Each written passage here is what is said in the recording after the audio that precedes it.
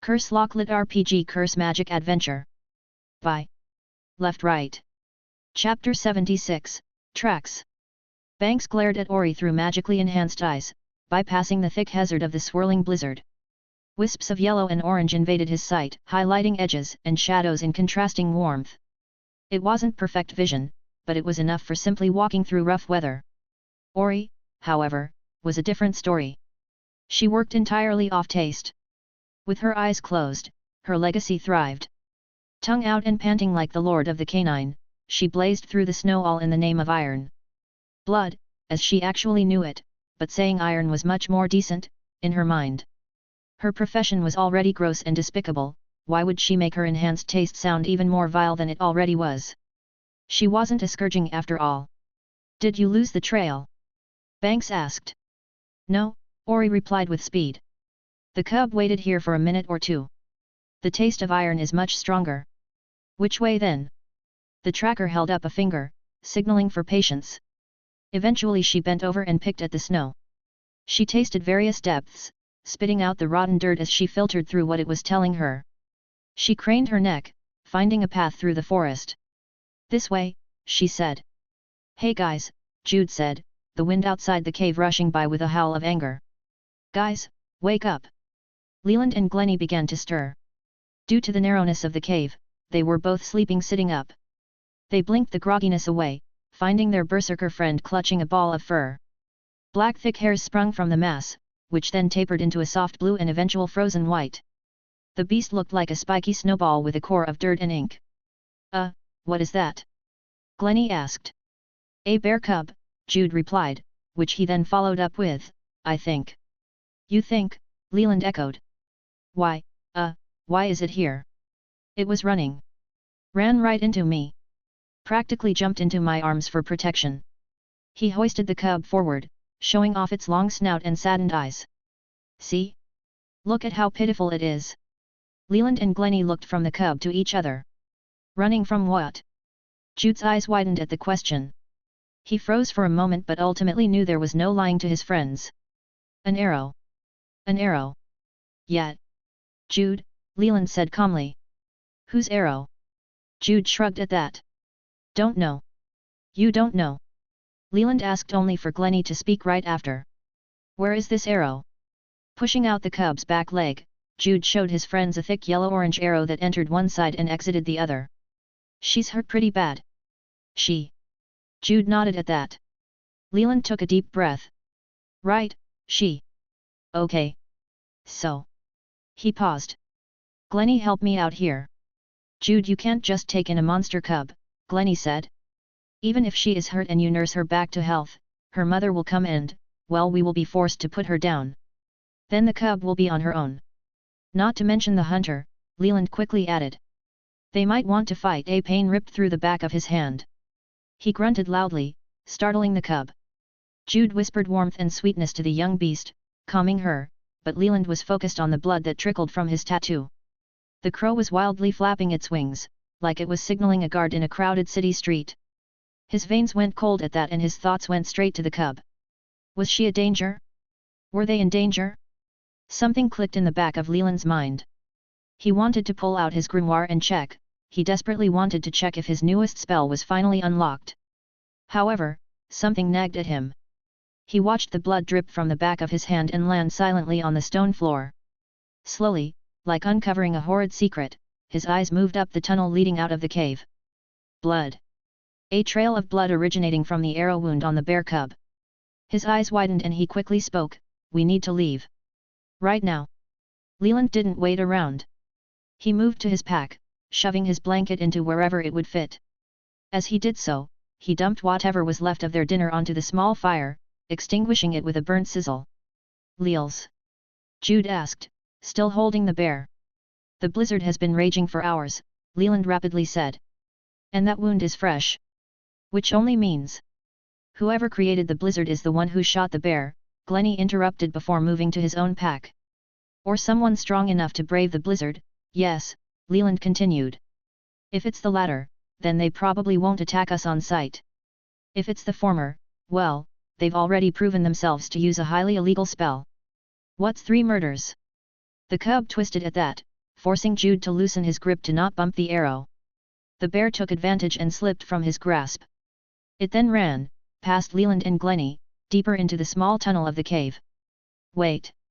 Jude yelled. Oddly enough, the bear did. She stopped, her lame leg hardly moving. She turned, looking back at them three with saddened eyes. She then focused on Jude, the other two completely out of her mind. Warmth was what she felt. Jude, in that moment, reminded her of her mother and the sheer feeling of home of her den. "Follow me," she said aloud. Jude's eyebrow rose much the same as Leland's and Glennie's. However, he smirked while they both gaped at the small bear. He trudged forward, picking up his pack and stepping over the remains of their fire. "I knew it," he muttered. Glennie roused before Leland to react in a dignified manner. He got to his feet and quickly chased after Jude as he walked around the corner of the tunnel. "You knew what?" Hesitating, Leland looked from the crow still flapping on the back of his hand to the entrance of the cave to where his friends had disappeared into the darkness. He gave an annoyed groan, standing and chasing after the others. "I knew she was special," Jude said. "Just look at her. Have you ever seen a bear with blue fur?" "Can't say I have," Glennie said. "But then again, I don't think that's the most special thing about her. She can speak. I've only ever heard of that in centuries-old monsters and beasts. Not a cub."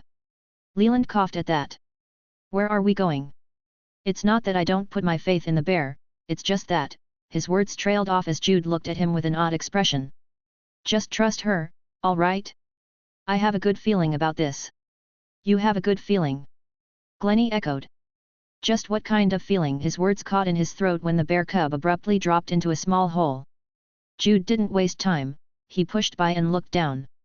It was then the cub popped her head out of the opening. She looked at everyone then dipped back down, obviously signaling to follow. Jude did so without hesitation. Leland and Glennie looked at each other.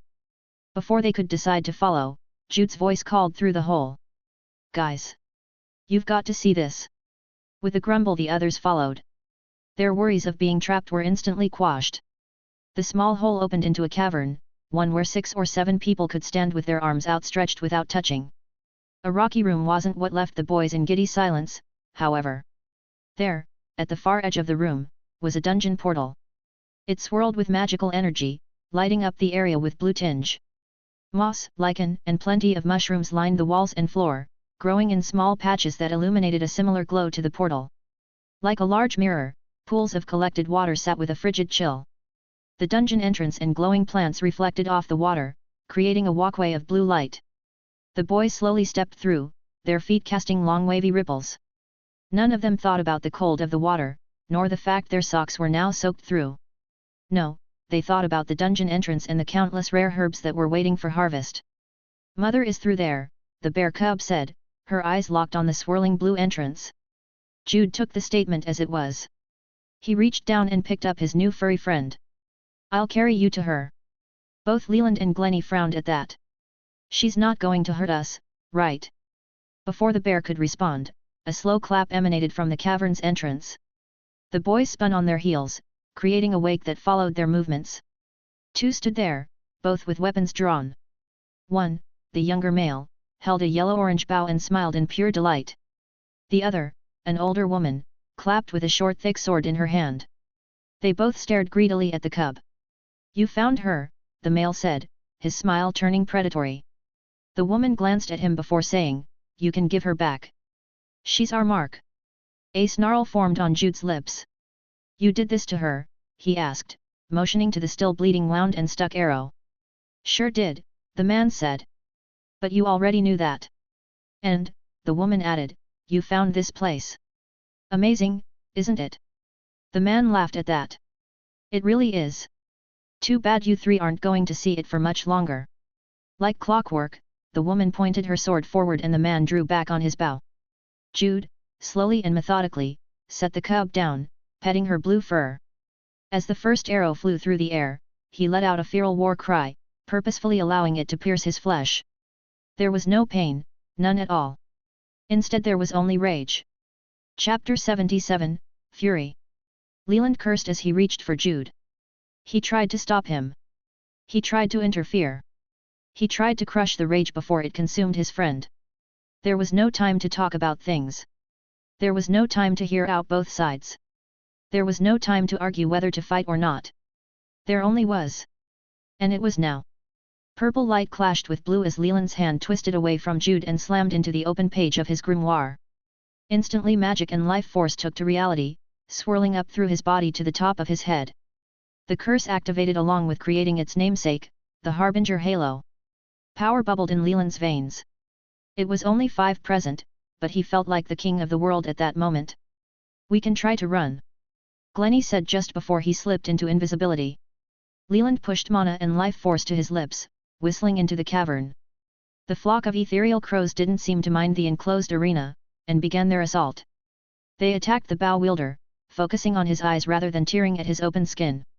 "They will just follow us," Leland yelled back, his voice brimming with raw power. Jude took another arrow to the chest.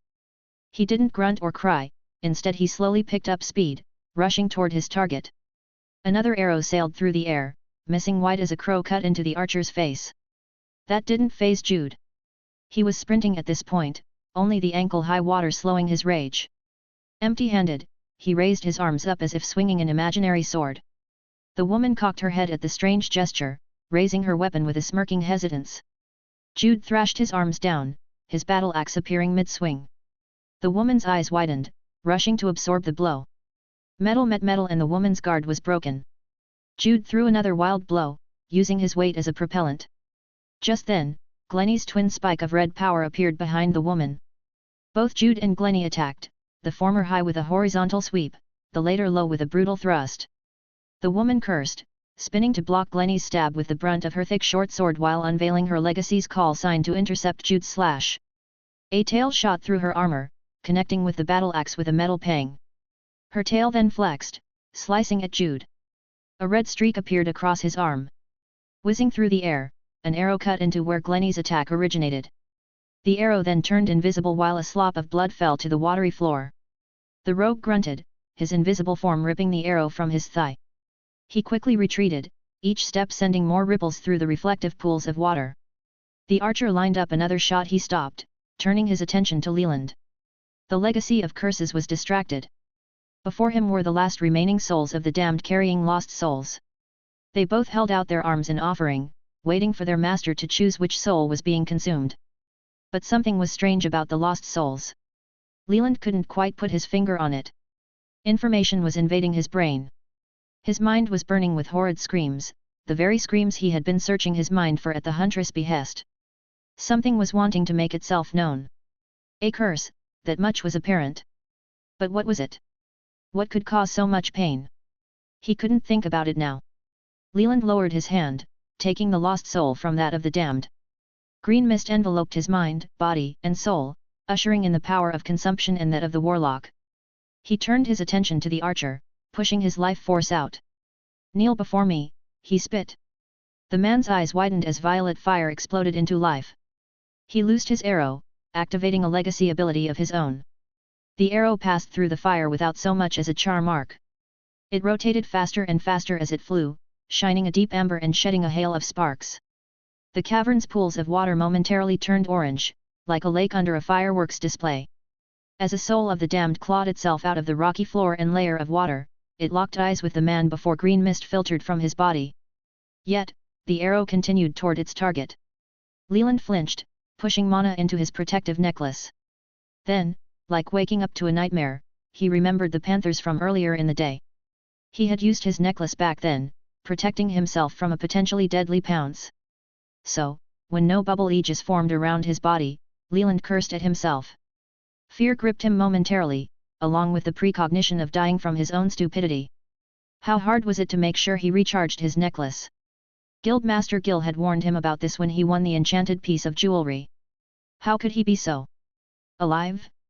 Leland peeked through his tightly shut eyes before falling back in surprise.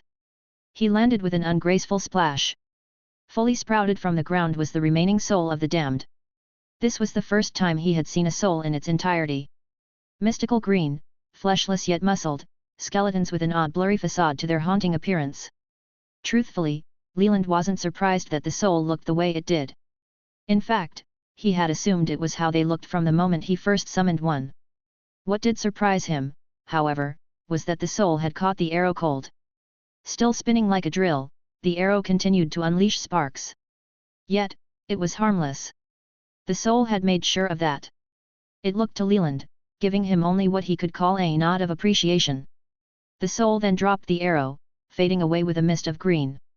Internally, information came to Leland's mind. The last remaining lost soul had been consumed, thus freeing the soul of the damned holding it. Reincarnation would come later for both. Seeing his target fall, the archer instantly turned his attention to his teammate and the two attacking her. He fired 2 pot shots off at Jude, the berserker simply ignoring his ever-growing collection of pointy sticks jutting from his body. The man scanned for Glennie, finding rushing ripples heading for his teammate. He fired an arrow, activating another ability. The arrow split, turning into an arched volley. They hurtled through the air, covering every location the rogue could dodge to. Only, he didn't have to. An icy curtain burst from the ground just before Glennie. He ended up slamming into the thin wall, breaking through it but not before 6 arrows were stopped dead. A low growl sounded from further down in the cavern and the archer and Glennie turned to find the bear cub snarling. The water around the archer's ankles froze over at the same time Leland got to his feet. A shriek whistle echoed through the chamber, along with the single word "Maul." Crows came in with a blitz, each smashing into the archer from various angles. The man fumbled from the sudden attack, the icy restraints on his feet proving to be a momentary distraction. He forced the ice to crack, kicking out, before diving to the side. Violet flames met him like a sticky incendiary. The man grunted as he scrambled away from the heatless fire. Part of his shoulder burned with a vibrant dazzle, meshing with the still leaking green mist. The pain was horrible to the point that his pull-string hand struggled to draw. He loosed a weak arrow at the soul of the damned still staring at him. The arrow passed through seamlessly. A crack sounded in his shin, along with the pain equivalent to shattered glass. Then came the crows, rushing back with unbridled speed and sharp talons. They ignored his eyes this time, focusing on his hands. He dropped his bow when another crack sounded along his midspine. He crumpled as his muscles gave out. The crows pecked at him, tore his flesh, ate his muscles. Soon his soul fully leaked out, leaving him as nothing but a husk.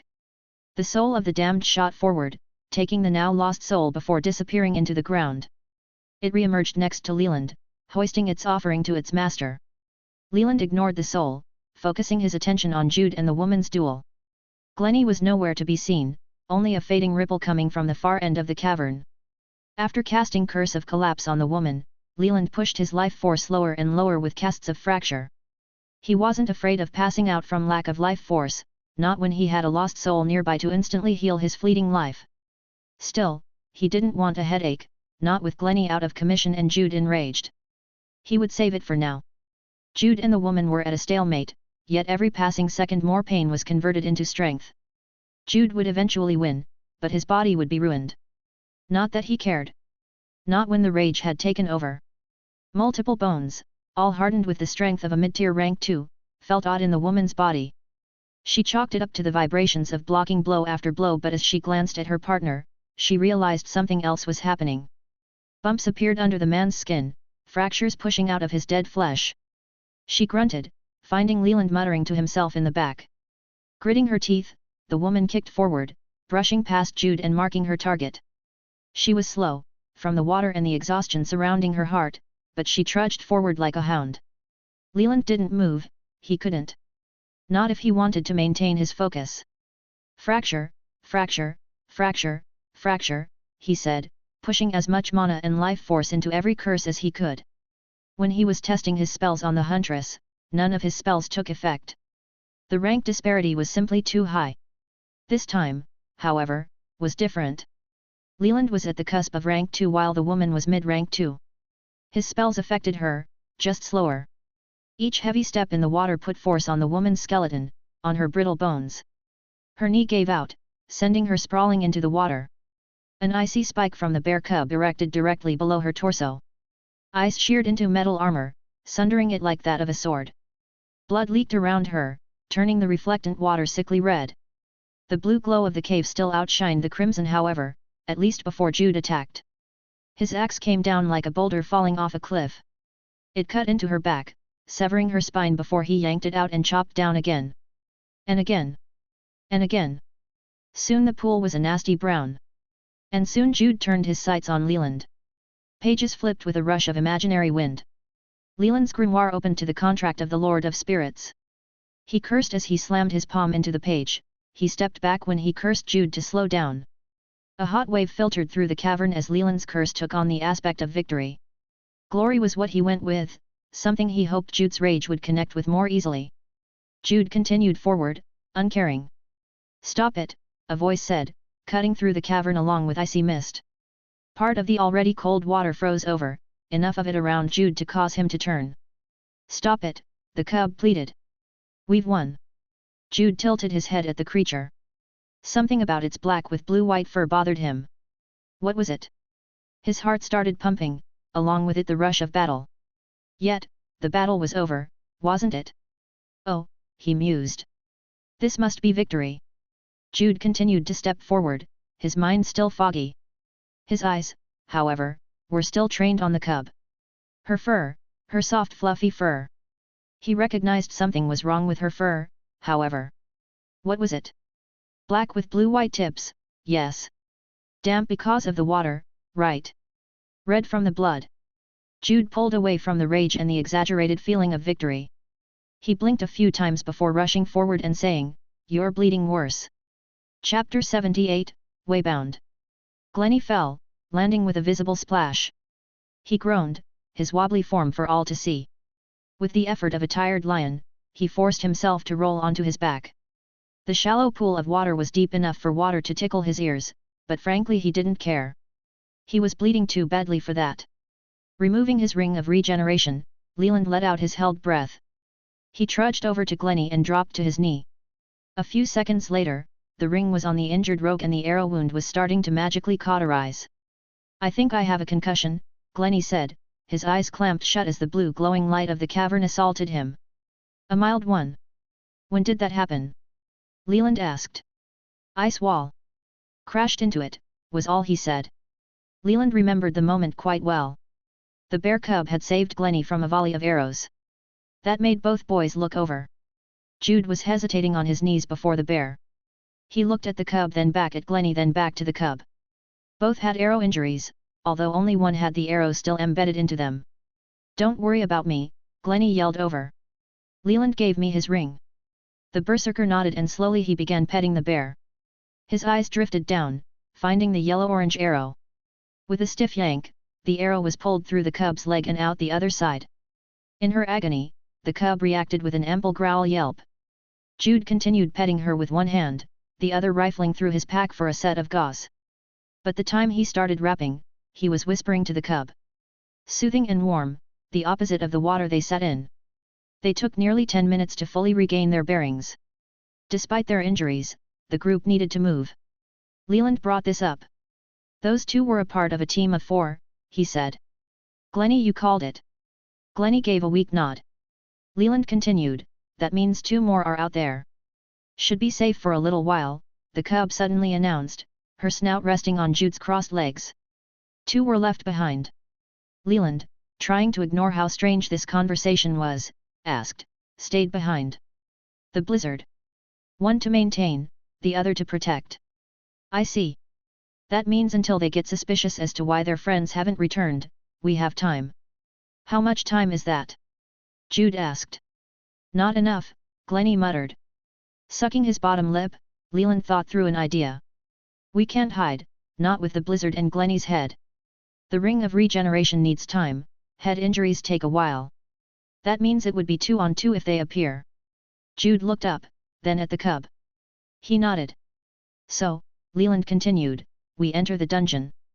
The cub perked up at that, both ears flicking forward like a dog interested in a smell. "Mother will protect you." It was then Leland truly looked at the bear. Oddly colored fur, magical abilities, knowledge of humans, their magic, and the forethought to seek refuge with a different party. And, of course, being able to speak. This wasn't the first time the cub mentioned her mother, something that made previous assumptions click into place. "Your mother is the guardian spirit beast of Frostford, right?" he asked. As Glennie remained silent with his eyes closed, Jude blinked multiple times. The berserker looked at the cub sitting with him, then, like a gear system knocking off rust, his eyes widened. He made a satisfied grunt. A stupid title, the cub spat. Nothing spirit about her. Leland didn't think about the statement and instead said, but she won't attack us on sight? She'll leave us alone and let us wait out the blizzard. She will, yes, but not the others. Others? Jude asked. The monsters that have homes in the dungeon, the cub said. Not intelligent ones. Young ones, not like Mother. Leland and Jude gave each other a look. We can work with that, the former said. How powerful are these monsters, the latter asked. The cub rolled her head, looking up at the human who she rested on. She watched him, and more importantly the face he wore. There was no sly smirk, no brimming confidence, no warm and gentle song. No, Jude had finally realized he had enraged again, and again by a simple taunt. Worst of all, he turned on Leland again, pushing his friend to nearly attack in self-defense.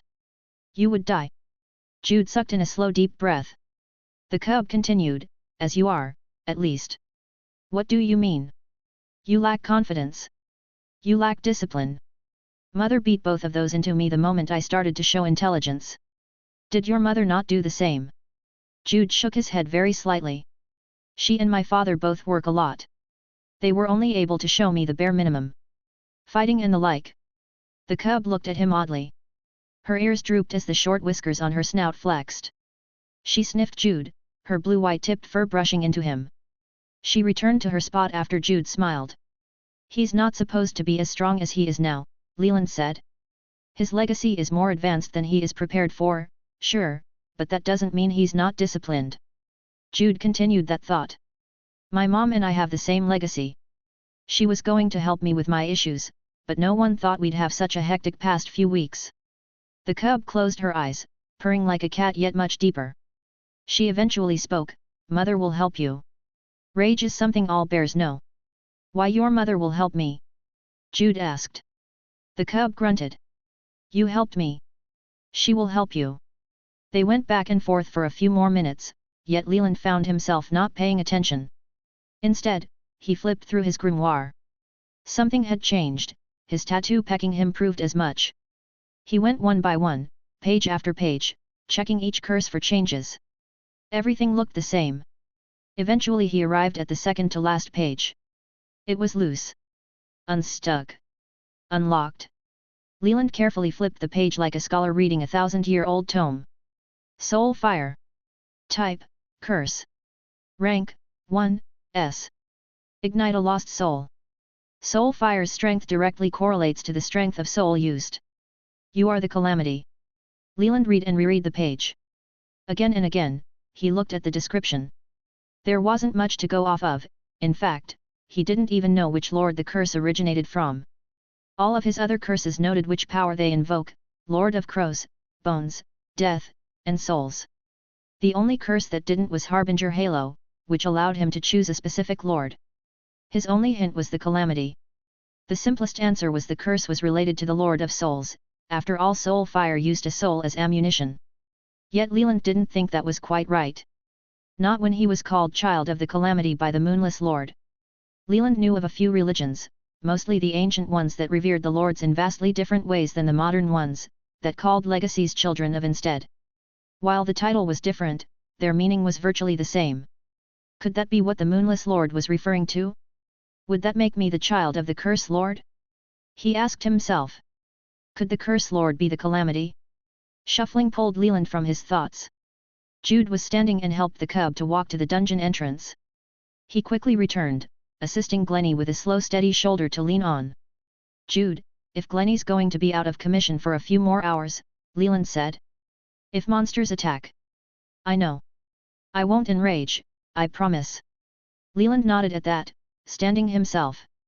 As he crossed through the blue glowing cavern, a smile crept up on him.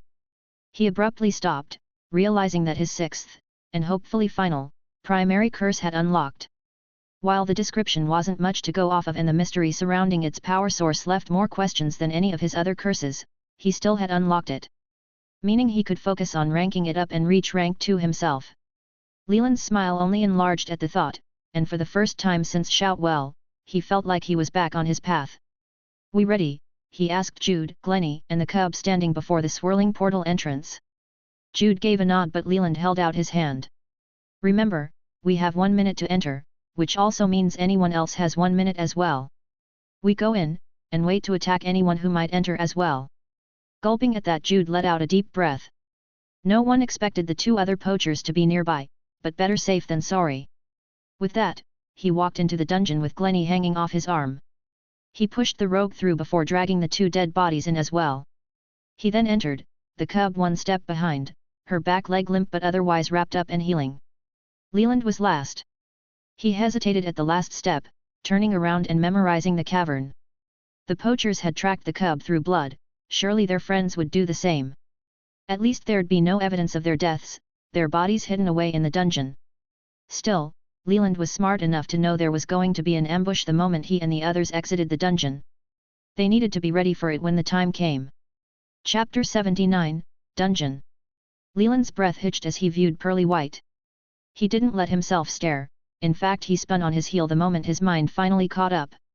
Before him was the exit to the dungeon, along with it the green glow of a 1-minute timer. He glanced to his left, finding Jude and the cub, weapon and claws out and ready. He glanced to his right, finding Glennie doing his best to look serious. The rogue's head was bobbing in an odd fashion, one that mimicked the shaking blinks of his eyes. The young man could hardly stand, all of his weight on a single leg and his head about to burst, but he held firm. He collapsed the moment the exit turned red. Glennie! Leland screeched, rushing over. Jude followed the cry, both boys falling before their friend. They positioned his head on the soft part of a pack, like a pillow. It was bright, very bright. The sun's reflectant rays shone down against the endless white snow as far as the eye could see, a flat plain of fluffy cold snow. A clash of blue sliced across the horizon as the sky took, doming above the boys without clouds or birds. Only the yellow-golden light of the sun broke up the pristine blue, and even then the sun felt small. A wonderland, desolate, a void. There were, however, 2 structures. The first was the dungeon exit, a now red spiraling whirlpool of teleportation magic. The second, and more pressing, was a glacier of immeasurable shape. It only took up part of the horizon in a single direction, yet from the way the ice reached and splintered for the sky, it was all the boys could focus on Glennie withstanding. The glacier, if it could be called that, was a collection of pillars, each scraggly and inorganic as a drawn depiction of lighting. Hard angles, strict edges, and more than a few sheer drop-offs, the glacier grew through the air like an explosion ripping shrapnel through a dust cloud. Chaotic. What is that? Leland asked, his voice hesitant and low, like if he spoke too loudly the spires and pillars would crack. The cub yawned. That? Oh, that was Mother. Even Glennie opened his eyes to look at the young bear. Jude was the one who spoke for everyone. What? It was a simple question, one that Leland wasn't sure if he could ask any better. Still, he looked out at the glacier with a different view. Obviously the ice wasn't natural, magical surely, but not any spell he knew of. But then again, the cub and presumably her mother were magical beasts. Intelligent ones at that. Humans and beasts used different magic, that much was well documented. Lords and legacies for the humans, instincts and primal calls to the ancient elemental powers for the beasts. It's the aftermath of her repeated killing of the dungeon core. Now that was not what Leland expected. He let his confusion be known. The cub frowned, as much as a bear could, at Leland. Mother wanted the dungeon to herself, so she killed the core and made our den. I thought destroying a core rendered the dungeon unusable. I've only ever read that dungeons simply cease to be when their cores are destroyed. The core wasn't destroyed. Mother's not dumb. Leland sputtered. No, of course not. I just don't. She broke into the core, by killing it over and over again. Then took its powers and sentience, the cub said. That doesn't. Leels, let it go, Jude interrupted. We're guests here. No point in interrogating the resident about her home. Leland sulked but nodded. Speaking of which, Jude continued, now turning his attention to the cub. What's your name? I'm Jude, this is Leland, and Glennie is that one. He pointed to the resting rogue. Before answering, the cub shook out her fur like a wet dog. Specks of red-dyed water misted off of her, freezing instantly against the snowy floor. She took a few steps out of her red silhouette and shook again. This time her blue-white tipped fur stuck fully out, no longer matted down with stale cave water and blood. Gello, the cub said to Jude before shifting her gaze to Leland and finally Glennie. Thank you for helping me, all of you. Jude scratched the back of his head at that. Thanks for showing us the dungeon entrance. And not ditching us when the poachers arrived, Leland quickly added, nodding toward the two bodies piled up and quickly growing cold. Saved Glennie's life. Gello sniffed the air, hoisting her nose toward Leland. You three smell different, Jude especially. What does that mean? Turning to look at Jude, Gello continued, Mother always protected the humans. I thought her soft, now I'm not so sure. Humans, like the poachers, would kill for my pelt and parts. I thought every human was like them. Mother said otherwise, I just didn't believe her. You know, Jude said tenderly, the town just outside the dungeon celebrates your mother? We watched a play of her meeting and protecting the town's founder. Play? Gello asked, her snout twisting at the odd use of the word. A reenactment. Children, human children, in customs running around on a stage telling a story, Leland said. The town cares about your mother. They are not like those two. Again he nodded toward the dead bodies. Gello went quiet at that, yet her eyes didn't leave the poachers. They tried to kill me. Yes, Jude said, sitting down and petting the poor cub. Her fur was cold yet pleasant, like laying on a bed of ice on a hot day. And now they are dead. Killed by other humans. People don't like poachers. Gello leaned into Jude's hand, allowing him to brush her. Mother will like you, she said, her eyes closing. Leland and Jude looked to each other with a shrug. They were all tired, and for some reason a nap didn't seem unreasonable. It was, after all, night time in the real world. I'll take watch, Leland said, recounting that his friend hadn't got any sleep tonight at all. Jude nodded, stretched, and laid down. Gello, in her sleep, shifted and cuddled up with her new human friend. Glennie's breathing slowed as well, and soon Leland was the only one awake. He wondered what to do. His mind kept falling to his newest curse, soul fire, yet he knew testing the curse was out of the question. It took lost souls as ammunition, a resource he only had one of the archer-poacher. Leland wondered about monster souls. They were in a dungeon after all, surely he'd have the chance to try to take a monster soul soon. But that was for when Jude was awake and Glennie could be moved. They had a couple days in the dungeon to recover before too much time passed in the real world to make it back in time for the herb competition. The average time difference was 1 to 4, and unless Leland missed something very important in his childhood studies, he didn't think this dungeon's time scale was unusual. 4 days until we return to an ambush, Leland went over in his mind. Unless we forego the competition and stay in here as long as we are welcome. Honestly, that might be their best course of action. At least, Leland thought so. Sure, he'd lose his chance at a parasitic staff, but the risk of walking into an ambush unprepared outweighed an equipment upgrade. At the very least, waiting in the dungeon for a longer period of time might cause the other poachers to grow impatient and leave. If Glennie could fully heal, and Gello's mother could help Jude, then losing the staff would be well worth it in Leland's eyes. He was still rank 1, after all. He needed plenty of time to catch up, an entire curse's rank in fact. A dungeon might be the place to do that. Moving over to the poachers' bodies, Leland started rifling through their pockets. Obviously they had left their packs elsewhere, the lack of general survival equipment proved as much. They probably set up a small camp, one hidden so that the blizzard caster could work undisturbed. Lightly groaning, Leland stepped away from the poachers after finding nothing of interest. Sure, they had warm clothing he could take, but that wasn't important enough for him to lose his morals. Taking spoils of war was nothing new for adventurers, especially against those that started the fighting. Yet stripping a corpse was usually done out of necessity. Of course greed blinded some, but Leland and the other boys didn't want the poachers' stuff. They would sell the swordswoman's short sword, yes, along with the few supplies the pair had, but their clothes would be left alone. Eventually Leland sat back and rested. His eyes focused on the far-off icy battleground and his mind wandered. Specifically, to the soul of the damned that caught the arrow, saving his life. Subtly, with as little mana and life force as possible, Leland focused internally. He sent a tiny pulse of magic out, a simple call for his summons. Soon the ground split, unearthing a decrepit skewed hand. It felt through the air, flexing like its skin wasn't on tight enough. It then shoved its elbows through the gap, leveraging itself up before its hands grasped at the snowy floor. A soul of the damned finally fully emerged, its green misty form and all. Leland simply watched it for a long moment, taking in all of its unique features. Souls, as he had come to learn, were all humanoid, yet not all perfectly human. Some had slightly off appendages, some had odd characteristics that were hard to place yet easily noticeable. They were all human, that much Leland knew from his legacy, yet it was hard for him to classify them as anything other than monstrous. The one before him was no different. It sat on one knee, its head down and outstretched. It was more feminine than masculine, he noted. Its false green muscle and skin was thinner, more lithe, and less broad around the chest and shoulders. Yet it did have a singular bulky hand, the one hoisted out to him.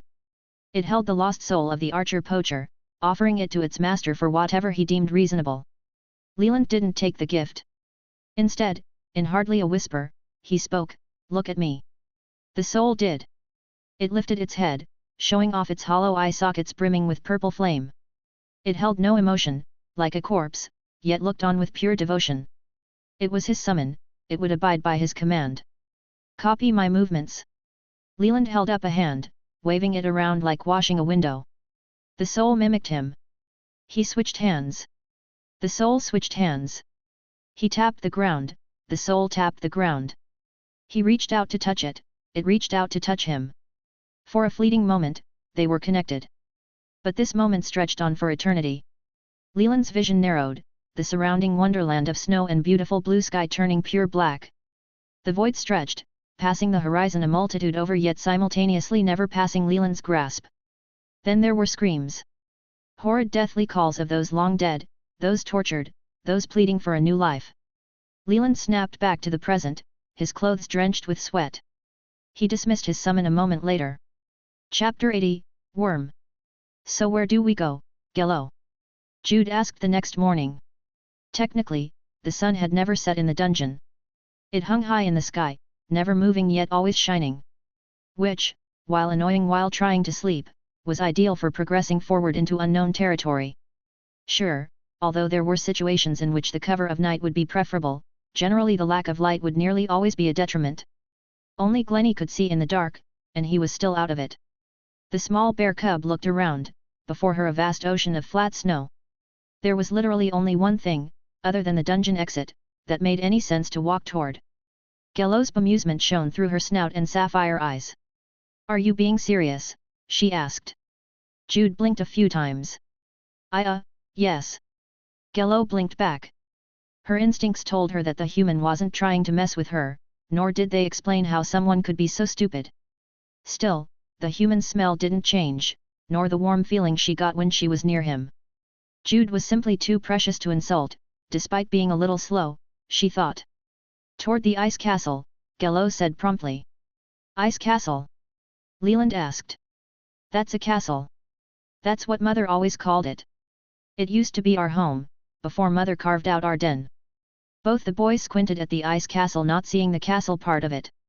Sure, the spires of ice looked out of place enough to be considered a location of interest, but that was mainly because there wasn't anything else around. Calling it a castle was, for lack of a better word, a stretch. Or at least Leland thought so. Jude didn't muse the topic long. Instead he helped Glennie to his feet and wrapped an arm around him.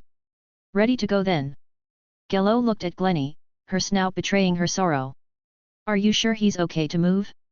There are monsters out in the snowfield." Leland sucked in a breath. "What kind?" "Worms." "Worms?" Jude echoed. "Ice worms, I think they are actually called. They live in the ice." Frowning, Leland crouched and dusted away the top layer of snow. Still standing near the dungeon exit, only grey-white snow was present. He took a few steps toward the ice castle, finding a deeper patch of snow. He pushed it aside, finding a plain of solid ice under nearly double the amount of snow. No stone, he also noted. It seems the dungeon is leveled on stone. But a bit further out, it becomes ice, Leland said. So this is a safe zone. Jude wanted to say that there were no issues. He wanted to smirk and say, "Bring it on," to the worms. But as his eyes drifted to Glennie, he knew battle was not the correct choice. "Are there other safe areas in the snow?" he asked Gello. The cub answered quickly, a simple head shake. Leland was the only one to notice the magical beast's mannerisms. Nodding and shaking one's head was human, not beast. But he guessed so was speaking, especially in a language humans knew. He didn't dwell on the thought for long, instead focusing on the worms. How big are they? Leland asked. Do you think Jude and I can deal with them? Looking a bit peeved, Gello answered, they are 2 or 3 times the length of me. Maybe half as thick. Yes, you and Jude can fight them off. But I am here as well. I did exit the dungeon, remember? Had to cross the snow fields to do that. Leland reddened. Of course. Sorry, I'm just protective, especially when one of my friends is hurt. Glennie stirred at that. He kept his eyes closed and his head as still, the nausea being too much otherwise. Still, he could hear, even if anything other than a whisper felt like a cheese grater against his skull. His voice came out as scratchy, like the cold had frozen his vocal cords and they were only just now thawing. I can handle myself if needed. Surprisingly, Gello was the one who answered. There's no need. The worms are weaklings. Simple monsters that hunt with sound, and not well.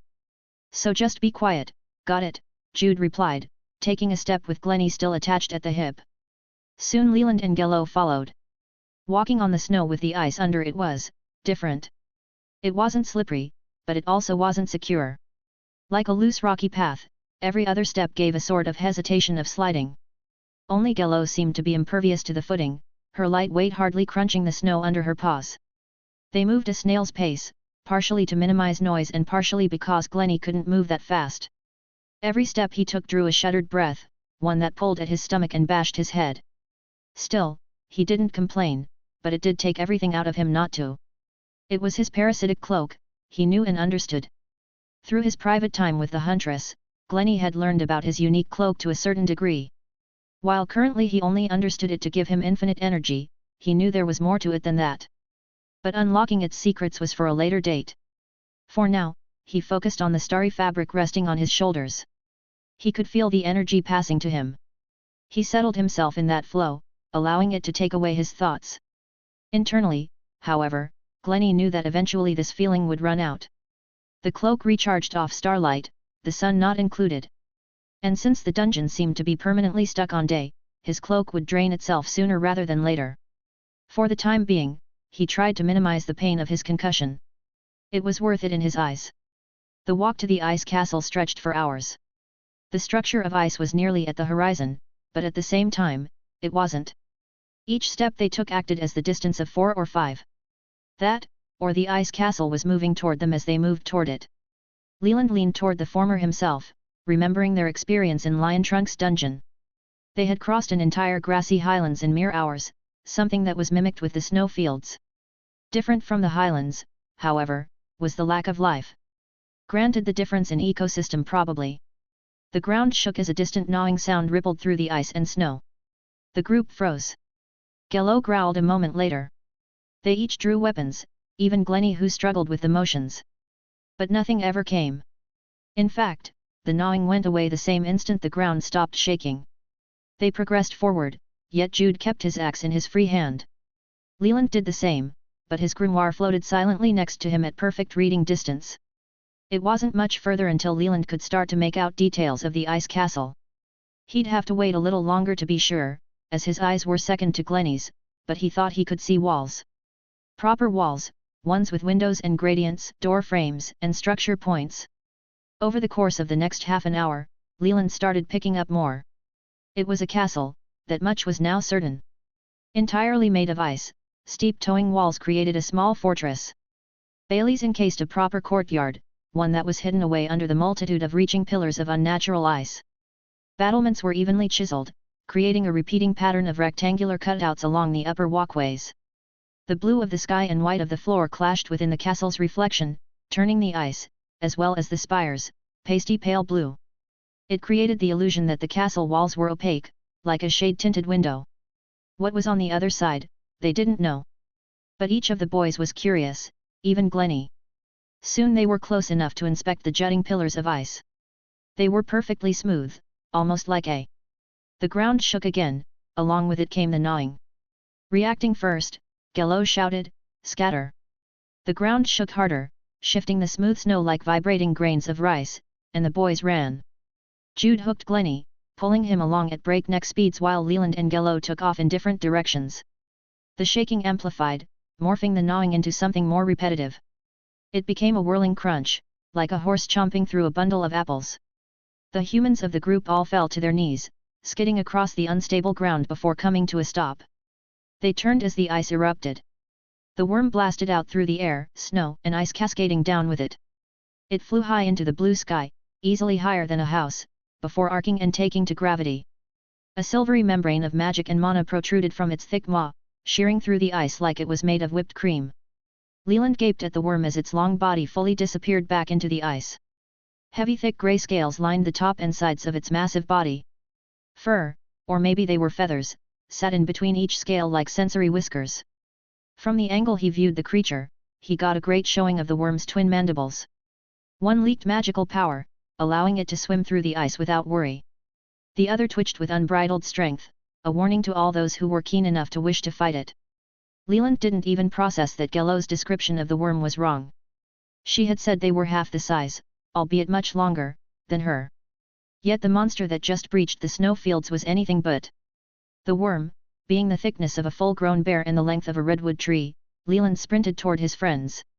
Below him he could feel the monster rushing through the ice, getting further and further away. Like it was swimming down.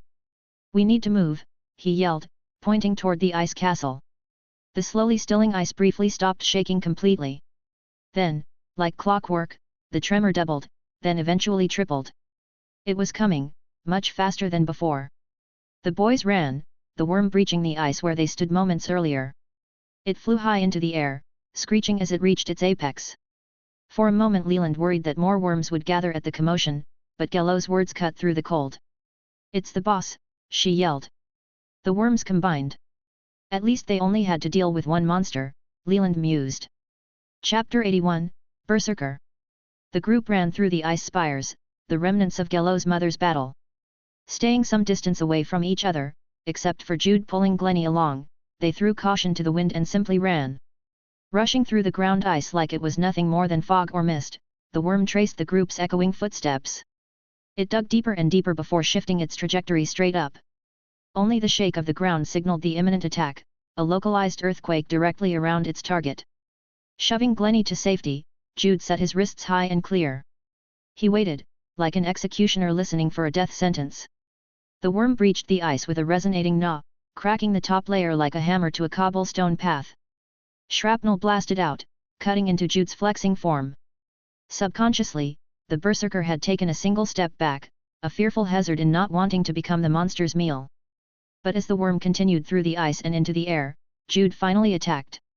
He stepped into the blow, using his full strength and the transformative power of pain and rage to cleave into he beast. As he did, Jude activated two legacy abilities. The first was his bread and butter attack, Decimating Strike. It looked unassuming to the untrained eye, simply an arcing overhand swing. But, through the Lord of the Berserker, the attack was augmented into something more. The ability had evolved once, just like Jude himself, causing a bonus effect. Decimating Strike now bypassed a portion of the target's armor, effectively making the worm's hardened scales nothing more than a layer of protective tin. Jude's axe cut into the monster, ripping a mighty gash into its upper hide. The second ability was a crescent wave of pure rage. It unleashed from his axe with a silent scream, sailing the short distance and into the monster. The attack tore into the worm, probing the best course of action. Obviously Decimating Strike was the way to go. Green blood fell from the worm's wound as it continued into the air. Like a sudden downpour, the blood splashed onto the snow and ice, freezing over nearly instantly. Jude, usually one to cover himself in his enemy's blood, dodged back. Specific varieties of worms had acid for blood, this, evidently, was not the case for the ice worm. Jude let his finding be known, "Non-acid," he yelled, his eyes suddenly going wide. Two poles of red brimming power stabbed out and up, catching the monster in its feathered tail as it fully exited the ice.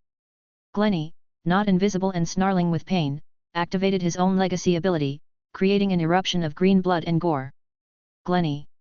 Jude yelled, sprinting across the broken ice and pulling his dizzy friend along. They ran, the worm crashing down behind them. It thrashed as it fell, the feathers under its scales giving it some sort of control over its massively long body. That didn't mean it was able to dodge the maze of ice spires that twisted over the battlefield. Soon the worm landed, along with it 4 pillars of ice. The worm used the momentum, easily slipping back through into the underground via the silver magic its main mandible created. The ice, however, landed with the grace of a lead weight, cracking the ground like heavy hail against a window. The worm, however, was slow to fully escape the fallout of the broken pillars. 2/3 down its extended body, a massive chunk of ice slammed into it, easily flattening it with a deathly crunch. Like a roach partially stomped by a boot, the worm struggled to move. The tearing sound was outshined by the worm's guttural scream. No longer was there a gnawing, instead it was a piercing cry of agony and rage. The ground shifted with its anger, along with it a bright silver light.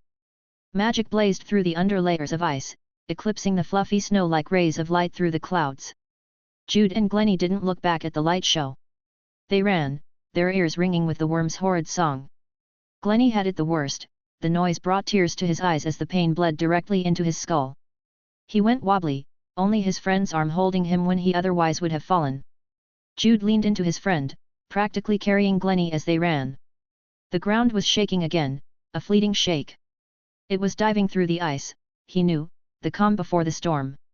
Like a switch had been flipped, the fading tremors suddenly started to increase. Jude cursed and set Glennie down. The rogue looked at the berserker with a sudden guilt.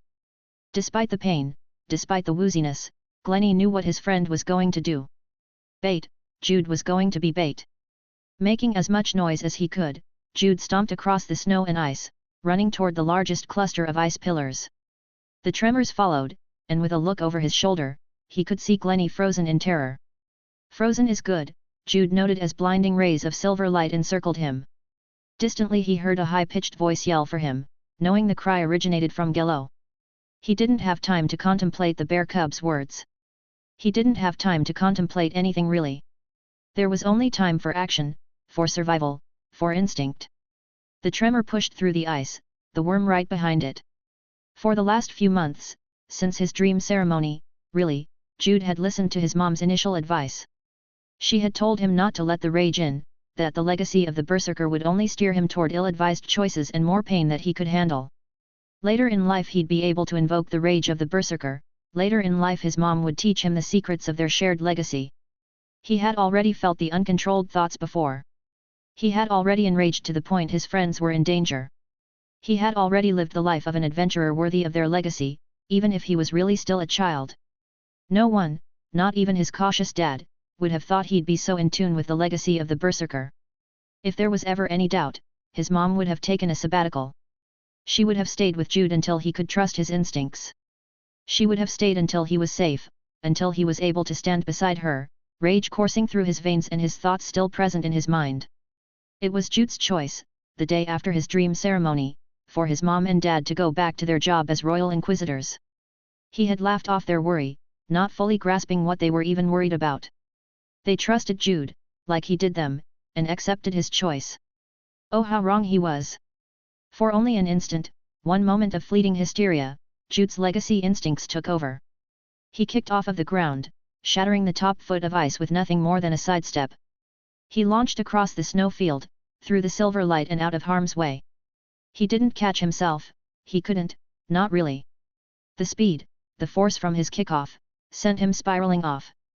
He skidded across the ice and snow, bouncing like an irregular boulder skipping down a mountain. Bounce after bounce Jude traveled farther and farther away, eventually reaching the edge of the ice pillars. He slowed to a dead stop, only the white of the snow there to cushion his landing. He didn't get up, he didn't move. Jude laid there with his eyes closed unconscious and his body reeling from the weight of his kick. A dream came to him, one of his mom and dad. One from a few years ago, specifically one of the first times he was presented with a choice. His dad's legacy, his mom's, or the third option of something new to the family. His grandfather on his dad's side was a legacy of the scout. That'd be cool, he thought at the time, secretly knowing that he'd never choose something so basic. Jude had grown up on tales of valiant knights and grand heroics. He had heard stories of his parents, he had lived through a few of them. His dad, a legacy of the warrior, retold the stories of himself and his wife. He would overdo and exaggerate specific aspects of the events, specifically those surrounding Jude's mom. A love-struck husband, telling his son just how awesome his mom was. That was what Jude chased, the after-image, the legacy of being strong. Of being someone who was looked up to. Of being the tale of someone else's. Jude's rushed breathing eventually leveled out, especially once his dream took over. He was living in the past for the next little while, even after the real world sought to wake him. Eventually a dull weight pushing into his chest woke him. Lifting his head and fluttering his eyes, Jude found an asleep Gello silently resting on his bruised chest. His breathing was in line with hers, a soothing, melodic rhythm of simple life. He was alive, Gello was alive, were the others? The answer was yes. Yes, of course. Jude turned his head to the side, finding Glennie beside him laying under the cover of a blanket next to a small fire. It was warm, Jude eventually noted, finding a blanket covering himself as well, not to mention the warmth of Gello. Leland was a tougher find, but eventually Jude saw the young warlock sitting across the way. The legacy of curses sat with his chin in hand, staring lazily at the crying form of the worm. The sight sent a pang of anxiety through Jude, waking Gello. Jude! You're awake! The commotion was heard by Leland despite the distance. Soon he was on his feet and walking over. Trying to fend off a brutal assault of licks, Jude squeaked out a string of words. What happened? Is Glennie okay? Why is the worm? Cool it, man, Leland said, sitting down and pulling the cub away. Glennie is fine, albeit hurting a lot. Looks like he's still asleep, so we should be quiet. The worm, well, you happened. Gello took the pause to rush out an explanation. You ran the worm into a lot of ice pillars. I thought you were going to sacrifice yourself. Don't ever do that again. Jude smiled at that, especially when Gello had butted him. He looked back over to the worm, noticing the massive chunks of ice pinning its body. The magical mandible was laying bloodied a few dozen paces away from the other mandible. One of the chunks of ice tore off its mandible, Leland said. And plenty more crushed it into the ground. Gello added her own ice to the mix, freezing solid to the ground. We were pretty lucky, I'll say. It's still alive, Jude managed to say. Yeah, Leland said, scratching his head. I've been using fracture and maintaining my crow summons, but I just don't think I have the stopping power to fully kill it. Not for a while, at least. It will eventually bleed out. I was planning to try to take its soul, but I didn't want to do that until you or Glennie were awake. Why's that? I've never taken a monster's soul. I don't know, just paranoid I guess. I don't want it to suddenly gain a second wind and attack while I'm indisposed. Safer to wait. Jude nodded with that, pushing his strained muscles to sit up. It took a few minutes to get to his feet, but Leland's ring of regeneration was sitting comfortably on his finger. Better get healed up so I can give that back to Glennie, Jude thought, nodding to Leland. Taking the silent command, Leland stepped forward, magic, mana, and life force bulging to life. Stepping into the curse's maximum distance, he commanded, kneel before me. Purple fire bloomed. Chapter 82, Adapt. It took an entire hour of non-stop spell casting to drain the worm's soul. After the first 15 minutes, Leland thought himself to be doing something wrong, but information pouring in from his legacy told him otherwise. In the end, enough green mist poured out into the circle of purple fire to kill the great beast. Usually when a soul was taken, the spell would fade and a soul of the damned would present the newly acquired soul to Leland. This, however, did not happen. The green mist simply rushed toward Leland and entered his own soul, like when he devoured lost souls. It was not stored for later, it was not captured for future use. It was just consumed. Automatically. It took a solid minute of gawking, going over the information swirling in his head, and looking to the single soul of the damned beside him, to come to a conclusion.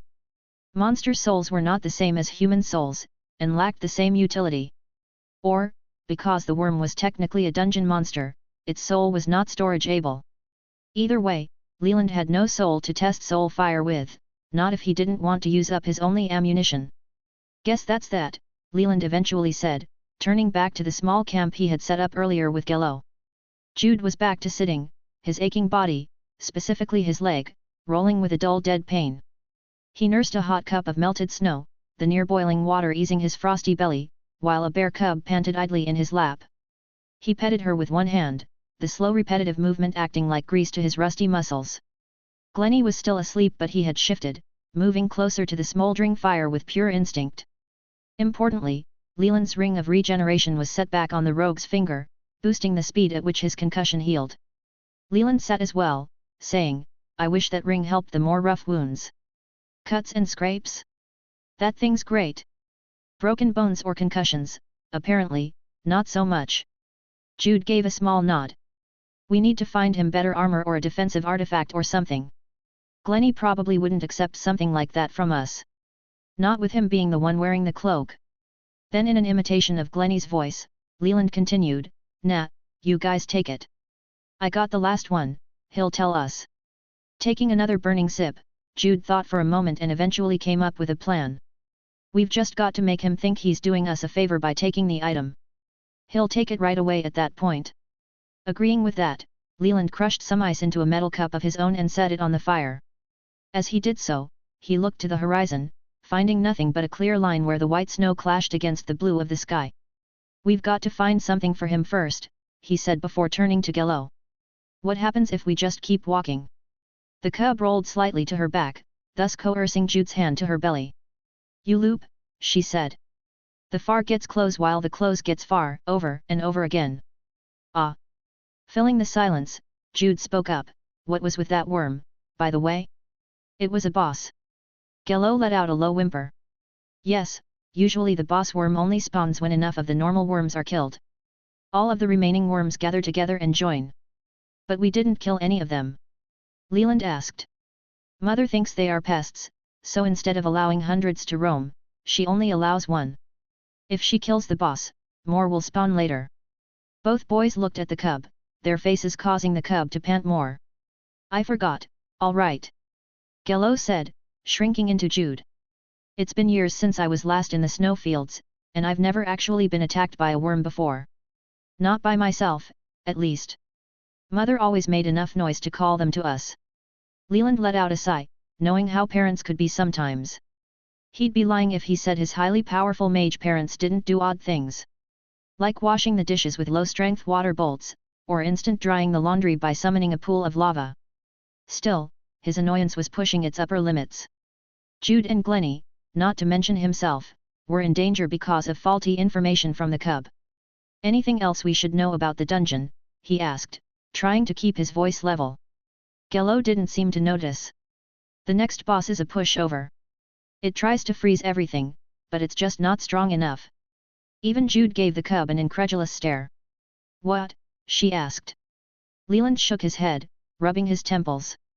Let's table the next boss for a minute.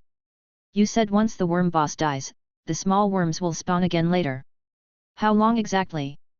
The group wasn't exactly being subtle with where they were resting. Near the ice castle and close to the dead worm boss pretty much gave away their location, as pretty much everywhere else was a barren snow wasteland. If more worms were soon to be alive, they were going to need to move sooner than later. Oh, a few months, Gello answered. A few months, right? A few months. Jude asked. Then why does your mother get annoyed by killing the boss? A once-a-month task doesn't seem to be too troubling, not if she could do that. He gestured to the multitude of spires of towering ice. Gello considered this. Human time was different than what she and her mother were used to. Her answer, while making sense to her, didn't help alleviate her initial pondering. Mother likes to sleep a lot. Sleep for over a month. Yes. Is that a question? Gello flopped back onto her feet and stepped away from her human couch. She eyed Leland. No. It's not a question. Now Gello was at a loss. Humans were many things in her eyes, adding good arguers to the list didn't so much as change things. Mother sleeps a lot, and for a long time. You see her strength. She has to sleep to keep that up, she finally explained, nodding toward the ice pillars. Leland gave her a shrug and turned his attention to said pillars. While taking the soul of the worm, he had had plenty of time to inspect the odd icy formations. One thing he had only recently noticed was the small dark core inside each of the pillars. Those are worms, right? He asked. Jude's eyes widened slightly at the question and he squinted to see any extra details. He was too far. Gello didn't skip a beat, however. Yes. While Mother was killing the core, it spawned many worm bosses in defense.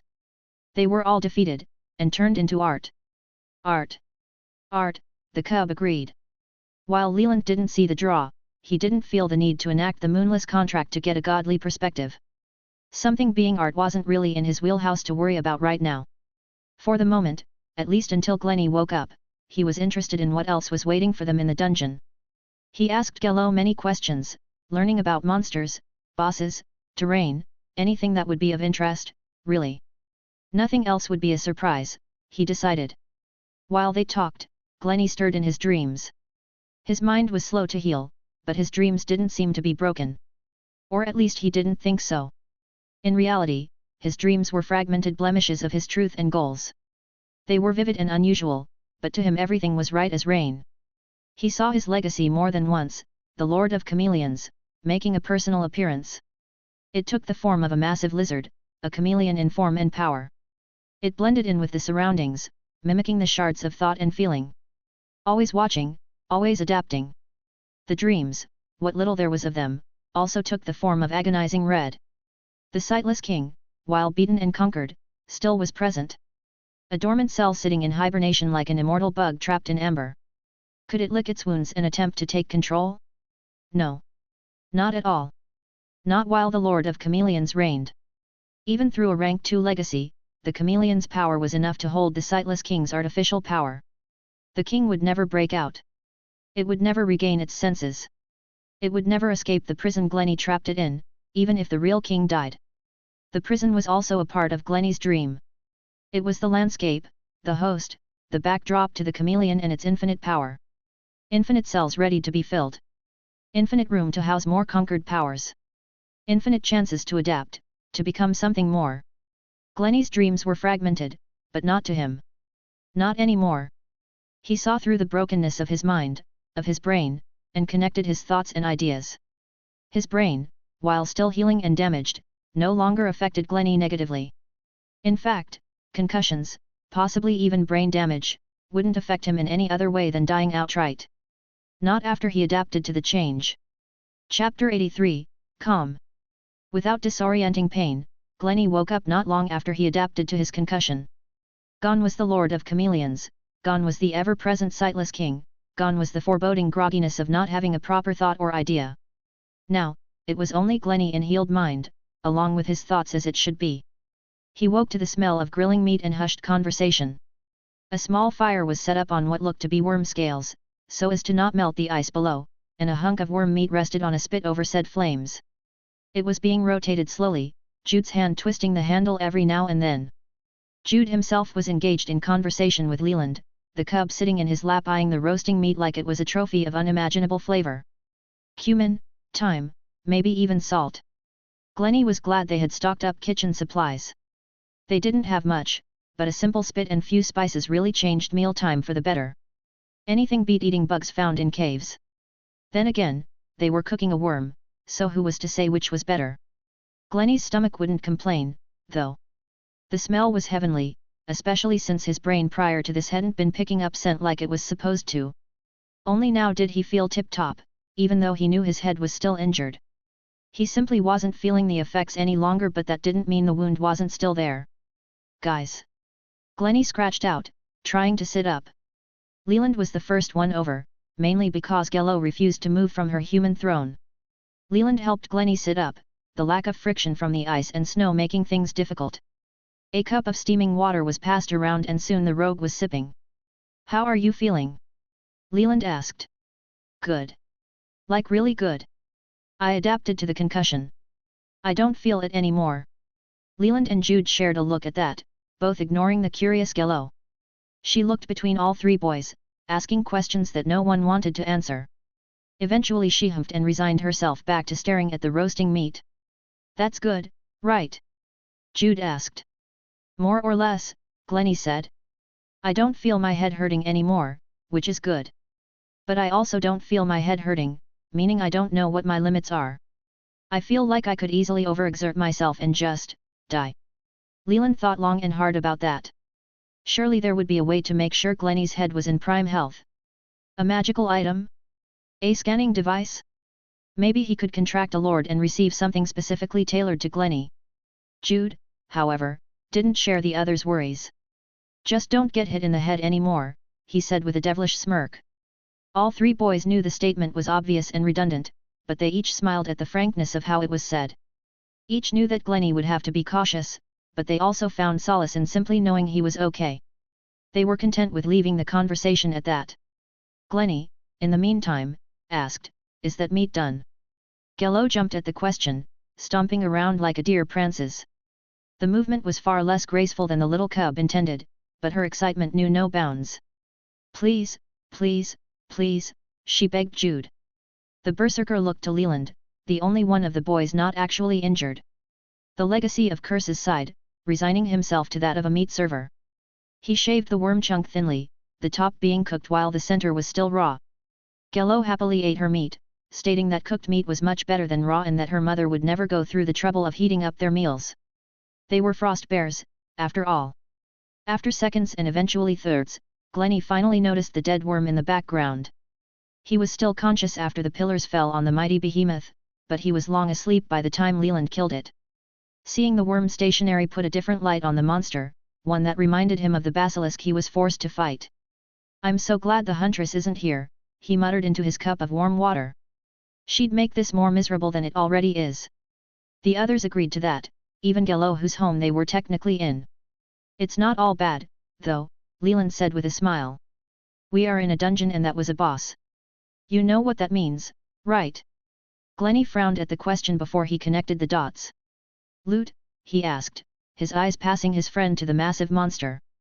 Leland threw him a small knapsack, one that they reserved only for important sellable or quest items. "You recognize it?" The first thing Glennie pulled out was a rounded ball glass-like grey material. It was larger than his palm, allowing him easy viewing of its internals. Inside was a second ball, one that glowed subtly despite being cracked and fractured. "A monster core? A big one at that." Leland smirked. "Not that, the other thing." Glennie put the core back in the pouch and pulled out the only other thing inside it.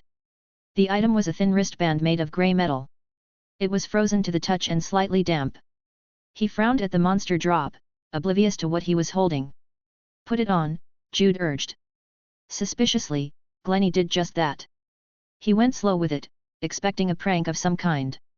When none came, he frowned even harder. "I don't know." It was then Glennie felt it.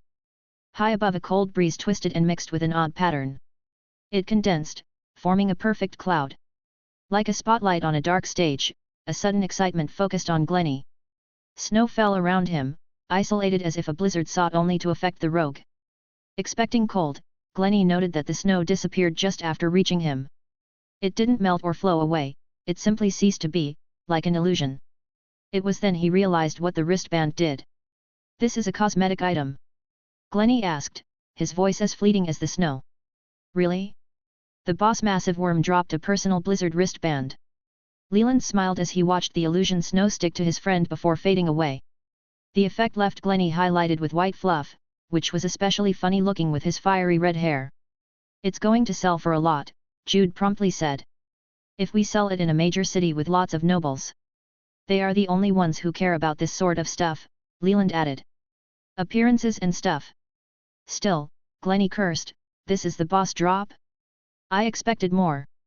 Jude, now petting an overstuffed Gello, motioned to the worm carcass. "We've still got that thing. How many scales and teeth do you think we can carry?" Glennie looked to the monster. "At least enough for you and me to upgrade our armor." At that Jude abruptly stood, casting away all of the rust that plagued his joints. "Well, let's get on with it then. The faster we butcher the worm, the faster we can investigate the ice castle." The huntress peered across the roofs of Frostford's skyline. There were a few taller buildings, but for the most part she had an easy time looking to the island being plagued by an isolating blizzard. An hour prior there would have been no way to see the island no matter where in the town she stood. The blizzard made sure of that. It had covered the whole of the town, creating a record snowfall as the town's mayor was telling worried citizens. The huntress wasn't sure how well that line of reassurance was doing to help the town, but frankly she didn't care. She had a job to do, one that she had officially been requested to do. The town had called for Inquisitor intervention, and headquarters had thus given the job to the huntress. She was the closest Inquisitor, just like in Shoutwell. But this time was slightly different. Some rogue mages making a blizzard was much less of a threat than a cultist invasion. So, she was being left alone for this job. No backup was coming, something she very much liked. She preferred working alone, after all. So, there she stood, watching a magical blizzard retreat back to the island in which it originated. There were a few possible explanations for that. First, the caster was dead. Second, the caster got what they wanted and had no reason to maintain the spell. Or third, something else had happened. The last possibility, while the most vague, was also the most likely, the huntress thought. While under any other circumstances she would have guessed the first or second, it was the boys and their involvement that made her second-guess her initial instincts. They had something to do with the blizzard ceasing, and she felt it wasn't because they killed the caster. No, that would be too simple. That would be too easy. The boys had gotten mixed up in whatever game the caster was playing. The question was now if she would help or not. Technically her job was over the moment the blizzard stopped completely. She always liked to play with the wording of headquarters orders. But also technically she had permission to investigate and dismantle whatever rogue element had created the blizzard. Which led to her dilemma. She already found a trail of oddities within the town, enough evidence to start a true investigation into the characters who started the blizzard. But that trail led away from the island and the boys and up into the nearby mountains. There was obviously a driving force behind the blizzard, a boss or a leader or something. The blizzard caster was a small fry, she felt in her gut. Going after the head was always a surefire way to decimate whatever the organization was. Yet, she didn't want to leave the town. Not while the boy's fate was still unknown. Call it worry, call it madness. The huntress didn't want to. No. She cut that line of thought at the roots. Internally she cursed at the boys for making her weak, slow, and annoying her like no other. She slipped off the roof and headed for the town gate leading toward the mountains. Chapter 84, Ice Castle. The ice castle's gates towered over the boys and Gello but didn't so much as reach half the height of most of the ice pillars. In a way, all of the snowfields were a moat to the castle. An infinite, worm-infested, white void instead of a simple circular trench of water. The perspective shift, while not important, gave the boys a new understanding of how dungeons worked. Even back in the Savannah dungeon, the final boss was surrounded by hazards and plenty of monsters. While only having a single monster so far, the snowy dungeon kept many of the same principles. Like an onion, the closer to the core, the harder the layers would be. As they stood before the ice castle's gates, it was obvious to the boys that they were significantly underprepared in strength to defeat what came next. It was only Gello's knowledge and reassurance that her mother would help Jude that kept them going. Killing the worm boss was, honestly, a fluke. Without the pillars they would not have been able to defeat such a beast. Jude's almost death proved as much. Still, the boys had come to a silent agreement about the dangers. It was worth it in their eyes, as much as they knew continuing through the dungeon to be stupid. The castle was oddly bland, an illusion created by the singular color being reflected and refracted through the icy construction. Chiseled windows, bricks, even the odd toilet hole, blended into their surroundings. Only structures that cut out against the blue sky or lay beside the snowy floor were easily noticeable. The most important of these were the battlements. The boys, even from standing on the ground, could see dozens of places enemies, monsters, and slash or traps could be set. Gello assured them that no monsters lived in the castle's first layer. That's where all of the docile animals were housed. Before Mother moved them, that is, the bear cub explained. Animals? Leland asked. Sure, like chickens, cows, horses, goats. Gello had already explained to Leland and Jude a few types of monsters to come. She did not, however, mention that livestock was once kept in the dungeon. Again Leland found himself wondering about the logistics of a dungeon and the way in which the core could maintain a miniature world. Who took care of the livestock? Who tended to the castle gates if only unintelligent monsters were housed inside? What was the point of details like toilet holes if they were never used? We are here to challenge the king, Gello announced to the frozen gate. Ice chains began to mechanically lower by an unseen force. They lowered the gate down like a flat bridge with a flurry of kicked-up snow. The boys braced against the sudden assault, Gello the only one who truly seemed in their element. The gate finally went slack, resting perfectly open and allowing all to see inside. More snow and ice met their gazes and the boys looked at each other in confusion. Is that it? Jude whispered. A lot of show for this. The courtyard before them opened into a large crescent-shaped pathway. Snow, of course, covered the area but remnants of the original architecture were present. Small fences made out of wood, surprisingly, were sitting around collecting a thick layer of white powder. Shacks and sheds, made of wood and ice, were rotted to their foundations. A stiff breeze could blow those over, Jude continued, still in a whisper. Glennie nudged him and nodded toward the second layer of battlements. Jude then cursed, quickly followed by Leland. Past the courtyard, snow and falling buildings, was the secondary walls, the castle's true infrastructure. A gate, much smaller than the one the boys currently gawked from, sat open and waiting. Above it were open windows and fortified cutouts lined up and down the front wall, ending with two circular spires that rose a story or two higher. While housing more places for ambush and defense, the castle also held enemies. They waited at the windows or stared down through the battlements, each jumpy at the chance to attack the newcomers. Yet they didn't. They waited, they watched. They sat, bound by whatever rules governed the dungeon's beings. Gello took a step in and the boys all sucked in a harsh breath. The cub stepped onto the drawbridge gate without a care in the world. She trotted in and onto the snowy courtyard before she realized she was alone. She turned back, looking at the boys. "What are you waiting for?" she asked before seeing their hesitance. She turned back, eyeing the monsters that laid in wait. "They won't attack you. I promise." Jude was the first one of the humans to walk into Ice Castle. He moved slowly, never taking his attention off the monsters. He held his axe in one hand, his pack slung around his other shoulder. He was almost in battle stance when he stepped into the courtyard. It would only take him dropping his bag to truly be prepared. The monsters still waited. "Honestly, I didn't expect this to work," Leland said quietly to Glennie.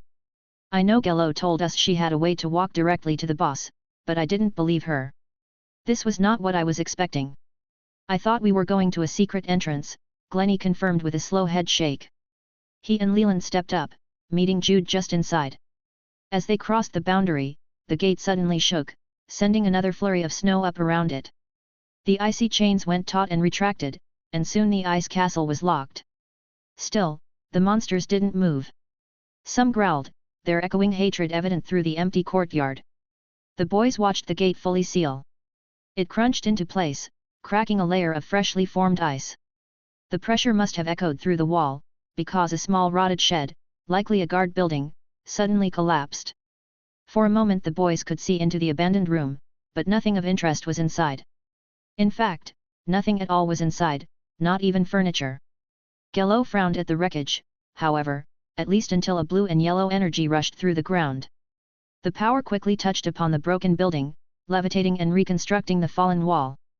Within seconds the blue and yellow disappeared, leaving the guard building shining like the day it was constructed. "Took longer than it should have," Gello said with a muted shake of the head. "Mother hates recalibrating the core while she could be napping." "Your mother did that?" Glennie asked.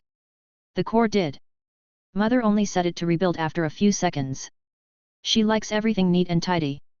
Despite being watched by dozens of deadly monsters, each of the boys found a moment to glance at the bear cub. The frankness was what got them, even Jude, who often shrugged away odd information like he would a dull blade. "Anyway," Gello continued.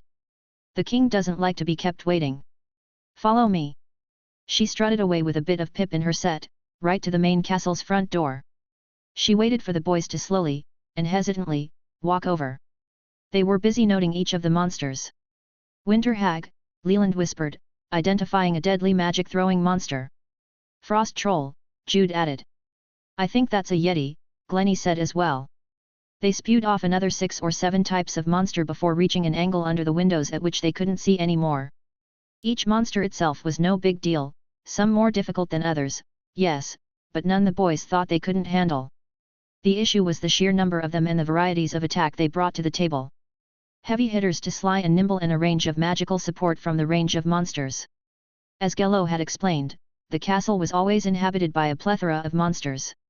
The species were different every time, the dungeon core simply keeping the number of monsters, not the specific type. They would respawn, much like the worm boss, after a few months. But with Gello's plan, they wouldn't have to fight any of the fodder. Not when challenging the king directly. Slipping into the castle, the boys quickly joined Gello. The interior of the building was different. Like walking through the dungeon entrance itself, the world seemed to change with entering the castle. No longer were they looking at walls of blue-white reflectant ice, but instead a warm hallway that led into a great common area. The castle's inner walls were wood, along with the furniture that sat without dust or clutter. Following the hallway and polished grey flooring, the boys were met with a grand staircase, one that curved around the edge of the room before twisting into a walkway. Doors, some opened, others closed, were set an equal distance from each other with a symmetric twin keenly crafted opposite one another. Paintings of monsters were set and leveled around the common room, along with benches and shelves holding trophies. Weapons, suits of armor, even a skeletal replica of a great beast waited for the boys to inspect. They didn't, not with the noise coming from above.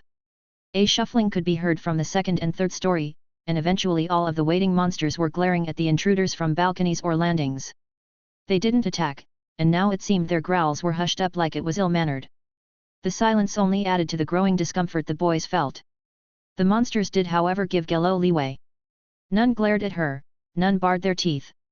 They held a certain amount of respect for the young cub, respect that resulted from fear rather than friendship or understanding. When Leland noticed this, his mind quickly spun more theories about dungeons and how they worked. Honestly, he allowed himself the distraction. It was a helpful protection against the anxiety the monsters produced. But before he could get anywhere with educated ideas, the grand double door in the direct center of the building crashed open. A monster, four-legged, covered in fur, and with a branching set of antlers, stepped forward. The creature bounced with each step, but the crown upon its head never jostled. "Gello," the king demanded. "You dare challenge me?" "Hey Uncle Everald," the cub shot back. "How's Mom?" Chapter 85, Uncle. Uncle. The question hung in the air like a confused hawk. The boys tore their gazes from the monster king to Gello, who then flinched under their scrutiny. She meeked, stepping forward like a squire presenting a house. "These three humans wish to challenge you." Ice Castle's king pushed to the landing above the grand staircase, his long neck and branching antlers nearly colliding with the hall's chandelier. The monster was four-legged and husky, like a moose thick with extra armor-like fur. It huffed warm white mist through its nostrils, instigating a charge with more anger than a bull. Glistening golden eyes clashed with their pure white form, which was also highlighted by the gem-encrusted crown resting upon its head. Ruby, sapphire, topaz, emerald, all colors were present within the king's crown, each shiny and properly cut by a master's patient hand. The monster shifted his attention from Gello to the boys, swinging his craning neck out like a giraffe looking to feed on a bush. He watched them with ego and mirth, obviously amused by the showing the humans presented. The king, moving in long frolicking strides, stepped across the landing onto the first of the descending steps. He twitched with magical ire as he continued down, focusing intently on the four invaders. Blue-white power dripped from the tips of his stark antlers as he started to speak in a deep, cold voice. "Lowly human. Stop it, Uncle!" Gello interrupted. "These are my friends. They saved my life, show them respect." The giant moose hesitated, his golden eyes flicking back and forth. Like a mother washing their child's mouth out, the king reapproached his speech, not wishing to insult the dungeon's matriarch. That being said, he was still the king of this castle, and he had a duty to fulfill. "Humans," he said with a discreet pause looking at Gello. She didn't object. "You have challenged me. The king of this land and the overseer of the forest below. I shall not let you simply pass, for I have not earned my title of Monster King through word alone." The king stopped at the last step, obviously waiting for a response. The boys, however, turned their attention to Gello. "Uncle?" Leland asked, echoing his earlier question. Gello, again under scrutiny, flushed red as much as a bear cub could. She tried to hide her face, turning away like an embarrassed child. "Yes," she muttered at the wall. "Isn't he like a deer or something?" Jude asked, not trying to hide his words. "How does that make sense? You're a bear and he's..." No longer able to handle such insolence, the king interrupted. "A deer," he spat, like the word itself was heresy. "A common deer. How dare thee, why you heathen!" The walls shook with the monster's anger. Madness laid within his golden irises, the blasphemous affront pushing him from the last step and onto the main floor. Instantly the polished floor froze over in a thick layer of blue ice. The ice raced down the common area and main hallway, forcing the boys to jump to dodge being stuck to the floor. "Uncle Everald!" Gello sneered. "They are my friends. This is not..." Silence. A gust of blistering cold air rushed through the castle, slamming doors and sending the nearby monsters into a frenzy. They snapped at the air or cackled with horrid snickers, howling like the unintelligent beasts that they were. Only Gello stood unfazed by the cold snap, her blue-white fur bristling in the sudden wind. She growled at her uncle, standing as tall as she could on her short stubby legs. Instinct took over and for a moment she lost her humanity, for a moment she was a monster just like those surrounding her. Like a candle being relit by a simple smolder, her anger waned, allowing her to regain control. "Uncle Everald," she seethed, enunciating every syllable with a proper growl. "These are my friends. You will treat them with respect." The moose and bear stared at each other while the monsters continued to celebrate with rage. Internally, a nagging set its sharp hooks in the king. Instincts clashed within the beast, both intelligent and primal. He had a duty to the dungeon, to the forest below, but at the same time, he knew of a fear grander than some idealistic notion of pride. He saw the cause of his fear deep within Gello's eyes. The same cause that tortured his existence. Not wanting to look weak, the king snorted with another huff of white mist. He turned his back on the invaders, his magic opening the double doors leading into the arena. Without looking back, he trotted ahead and said, "I await the challenge." With that, the monsters went silent. Once their leader entered the arena, they quickly descended the castle steps following along. Soon the boys and Gello were left alone. It's always the same with him. Gello cursed at the spot where her uncle had just disappeared. For being the only other intelligent being in this dungeon beside Mother and I, he's really dumb. Leland, having been gnawing his lower lip, spoke up again, "Uncle." Gello spun, her body tense like a startled cat. When she saw the three boys' confused expressions, she deflated. "Uncle Everald is like an uncle to me," she muttered. "After my father died, I didn't have many people to talk to, and well, Everald is the only other monster around that I could have a conversation with, that with Mother always being asleep." "Your father died? Was he not a dungeon monster? Did he not come back like the other monsters?" Glennie asked. "He did, but not with his previous intelligence," Gello said with a pout. She sighed, sitting with a plop. "I think that's why Mother sleeps so much, if I'm being honest. So she doesn't have to see him." Jude's expression fell first. "That's terrible," he bellowed out, crouching down and taking the cub in a hug. "That's why Mother killed the core," she was grieving. Nodding in understanding, Jude pressed her harder into his chest. The other two boys stepped forward and pet the poor cub as well. For a long moment everyone just stood in silent warmth, but an angry moose yelling about respect this and king that, pulled their attention back to the issue at hand. "So we have to battle your uncle?" Leland asked. Gello pushed her face out of Jude's fuzzy shirt. "Yes. It will be a hard-fought battle, but I believe we can do it." "We? You don't mind fighting him? Possibly even killing him?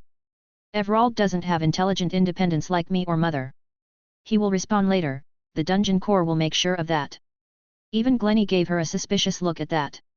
The cub's words did not match her fidgeting snout and whiskers. "Gello," Jude whispered. It's fine. He's nothing more than a monster." The boys shared a glance. Leland spoke up, "Gello, are you sure this is the only way to get to your mom?" "Yes." "And would you be able to get to her without defeating your uncle?" "Yes," she muttered. "Mother made sure that he will always allow me to pass. She's scary like that." Again the boys shared a look, each silently agreeing. "All right then," Leland said with a stretch. "You sit the battle out then. We'll take care of him." Gello instantly perked up, her ears going stiff and her eyes locking onto the legacy of curses. "What? He's your uncle and it's obvious you don't want to fight him." "We'll make do." Jude added on to that, "The deer won't know what hit him." Snorting, Gello turned to the human who was holding her. I don't know. Just cheer us on from the crowd," Glennie interrupted. "We've battled strong monsters before, this is what we do." A loud crash sounded from the arena room, and a puff of white mist shot out. "Hurry up! Leland tsked. I think we are angering him. We should probably get in there." Jude said with a shrug. "Let him stew. Trust me, anger doesn't always help in battle." Glennie considered his friend's words, an idea forming. "You know, you might be onto something." The rogue looked Jude up and down. "How many deer-related insults can you think of?" It took several minutes, but eventually the boys and Gello stepped into the castle proper. They took their time, idly looking through the closed rooms with Gello acting as a tour guide. They tried every door, finding most of them unlocked and opening to a particularly bland room. Most rooms were open and devoid of furniture with a large area to step around in. Or, more likely, to fight in. Each room also had a specific type of monster nest. The Yeti's was covered in goat furs and a light dusting of snow, the Winter Hag's room had a bubbling cauldron and plenty of dried herbs. Altogether the boys and Gello meandered around, carefully paying attention to the king's angry screeches.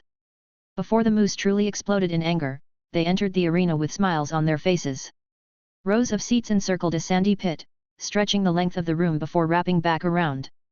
In the center a sudden drop lowered onto the battleground where a certain angry king and 3 other monsters waited.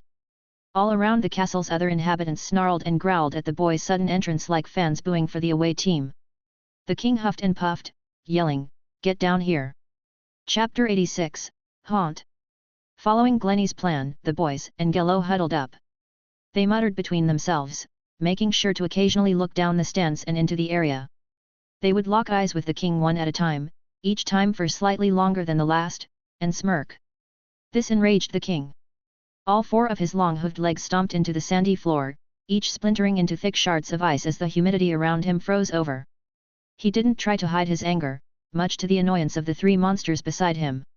Each slowly drifted away, out of range of their king's temper. The boys, meanwhile, discussed the monsters they'd have to fight. As Gello explained it, the battle would be 4 on 4, but now that she wasn't participating, 3 on 3. The king and his royal guard versus the 3 challengers. "Uncle Everald," Gello announced. "I'm not fighting, so kick one of those monsters out." Without prompting, the smallest of the 3 royal guards jumped away, heading back into the stands. It was a monkey-type monster, but besides its icy tail, the boys had no idea what it was capable of.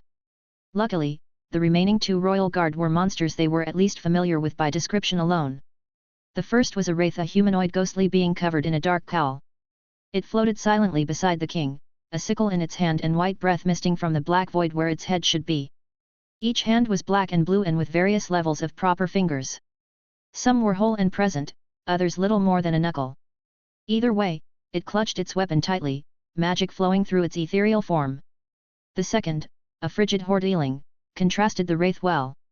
The monster was short and stout, bipedal but rested on its knuckles in a forward slouch.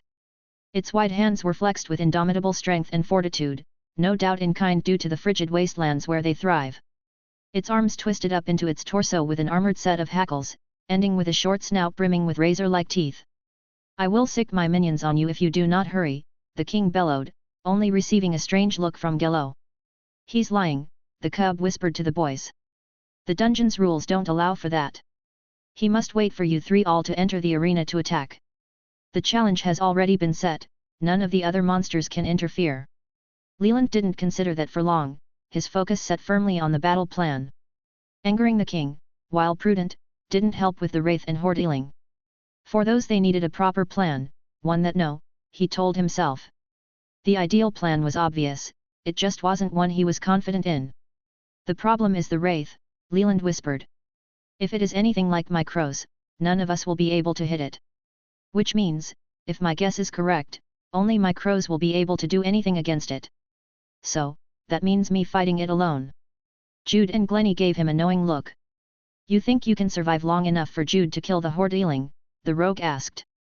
Leland nodded slowly, behind him the king shouted about something irrelevant. Jude spoke up next, "I could take the wraith, and you could kill the horde-eling." "No. We both know I'd take too long." No one had a response to that. Glennie clapped his hand against Leland's shoulder. "If you need help, scream for me. I'll try to help out. Not with the moose battling you down." Glennie's smile lit up. "You forget, I ran from Basilisk for a long while before eventually killing it.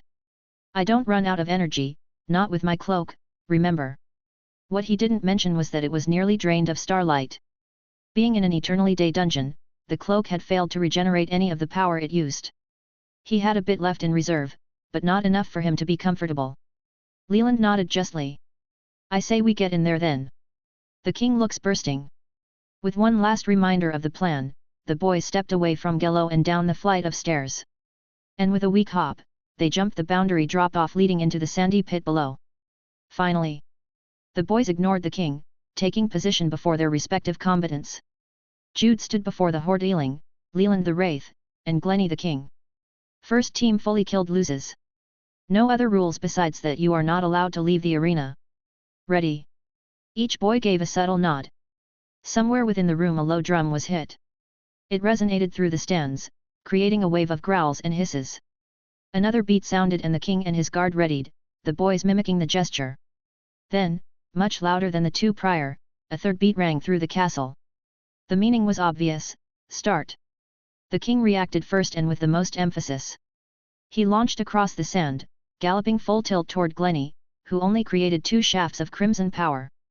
Jude moved next, leaping across the way at the slow horde Ealing. He landed with a harsh impact, breaking the stone below the sand upward. Shards of rock protruded around the monster, circling it while the berserker swung. Battle axe met leathery skin as they clashed. Leland, meanwhile, slowly stepped horizontally toward the edge of the arena. The wraith silently copied his movements, gauging its combatant.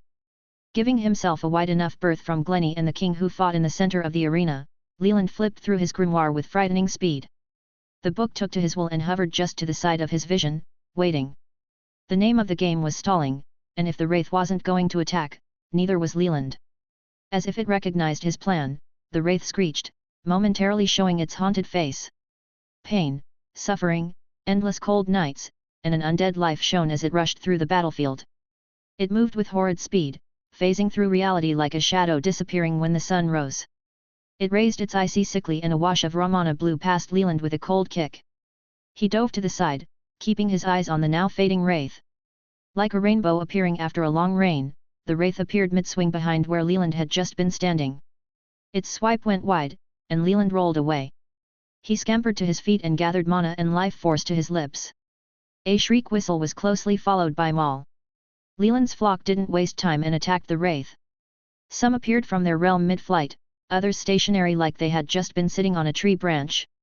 It only took a second for each and everyone to bombard the monster with sharp talons and iron-like pecks. Leland chanced a glance to his friends, finding Jude smashing his axe into the hordeling's armored back and Glenny slowly coaxing the king away from the center of the arena. Before he could calculate if their plan was working, another wave of cold brisked behind Leland. He dove again, this time dodging a vertical slash. The page on his grimoire flipped and for a moment mana and life force swirled around Leland's heart. For only a moment he and the wraith were connected, yet he didn't allow himself to even register how the monster was feeling. Something as cold and lifeless as a wraith? Leland wasn't about to subjugate himself to that. Wraiths were well known for a few things, one being their rarity. Being an undead, their creation was less than savory and usually under extreme duress. Freezing to death was often the method, along with the hatred and resentment such a climate could bring. They were rarely spotted in populated areas, often retreating away from life and living in seclusion. Although, if the stories were to be believed, that wasn't always the case. Towns, big and small, had been decimated by a single wraith in the past. Their ethereal form left few ways to truly harm such a creature, often requiring specialized inquisitors or highly renowned adventurers to intervene. While his crows could harm the monster, what truly surprised Leland was that his curse of collapse actually affected it. The wraith slowed once the curse settled, its movements suddenly a heavy jitter, like it was trying to swim with lead weights attached to its arms. It still continued to float, no doubt. "Stop moving, you fly!" Leland turned, finding the king whipping his head back and forth hoping to impale Glenny on his antlers. The rogue, however, kept just out of the monster's range. He backpedaled toward. A flurry of cold expelled from the wraith, flinging the crows off its hooded body and sending a shockwave through the sandy arena. The blast hit Leland, launching him into the air and slamming him against the battlefield's edge. Hardly even noticing the growling monsters a few feet above him, Leland shook off the pain and refocused. A snap echoed from his fingers as he sneered, "Fracture." There was no feedback, there was no crack or pop. The spell fizzled as it collided with the wraith, failing to even touch upon its ethereal bones. Leland turned and ran, rushing across the arena with as much speed as he could muster. Fracture working on the wraith was a long shot, Leland knew, but he measured it to be a worthy experiment. As he dove to dodge another sickle slash, he resummoned his crows and reapplied Curse of Collapse. The crows, while attacking with all of their might, were only doing superficial damage at best. Bleeding an enemy or distracting them were the best the unevolved crows could muster, which against an enemy with frozen blood, just didn't cut it. The distraction was enough, however, any extra time Leland could scrape out was a. The wraith appeared in front of him. Leland kicked up sand as he abruptly stopped, but the monster was one step ahead. It screamed, expelling another round of cold magic and creating another shockwave. A bubble aegis formed around Leland as he activated his now recharged necklace of protection. The shockwave rebounded against the shield, reverberating into the sand. A dust cloud bloomed, the suddenness catching Leland by surprise. He squinted, noticing late that the wraith had moved. His crows tried to intervene, the entire flock moving to protect their summoner. The wraith's sickle shredded right through them with a plume of ethereal feathers. Its weapon cracked the depleted aegis without warrant, slicing into Leland. The cut instantly turned black, frostbite taking a localized hold. Leland fell back in horror and watched the few remaining crows attempt to help. They were each taken out one by one, the wraith sick of the distraction. Pain became Leland's own distraction, cutting his call for more crows at the roots. The words died in his mouth as he watched the wraith raise its deathly hand. Yet, the killing blow never came. Instead the sickle met a red energy, one brimming with familiar power. Glenny's weapons appeared connected to his invisible hands as he parried the monster's attack. Leland's eyes widened and he scrambled away. As he did, he saw the king now dueling Jude, a dead horde-eling impaled against his massive antlers. Chapter 87, Pitiful. Glenny, still invisible, kicked the floor, spraying the wraith in a sandy attack. The sand passed right through the monster. His eyes turned to slits with a deep growl, taking on the appearance of the chameleon lord. Thrust after thrust he battled the wraith with his conjured weapons, moving around at a rapid pace and never leaving himself open for counterattack. "Never allow your enemy to retaliate," he could hear his dad say in a gruff voice. It echoed through his head, the pain of their one-on-one lessons biting at his aching heart. Since his mom died, Glenny's dad wanted him prepared, he wanted him ready for every tough battle he'd ever walk into. Protecting a friend? Clearing a dungeon? Assassinating a noble? Anything, his dad wanted him to be prepared. Fighting an ethereal enemy, while not something the father and son expressly trained in, Glenny had countless hours of practice to fall back on. The sightless king's corrupting power took the form of two single-edged short swords. They were longer than what Glenny was used to, but as the huntress had taught him in the mountains, daggers were not his best weapon. He could change and adapt to anything if he had to, but comfortability always made its presence known in battle. Especially against monsters that were semi-intelligent. The wraith's face momentarily shone through its dark cowl before screeching like a feral cat fighting for its life. Along with the sound came an explosion of mana that sundered the sandy floor and sent cracks through the underlayer of stone. Glenny shook with the shockwave, riding it with a limp leap back. The force knocked his legs out from under him, but he managed to dodge any real damage.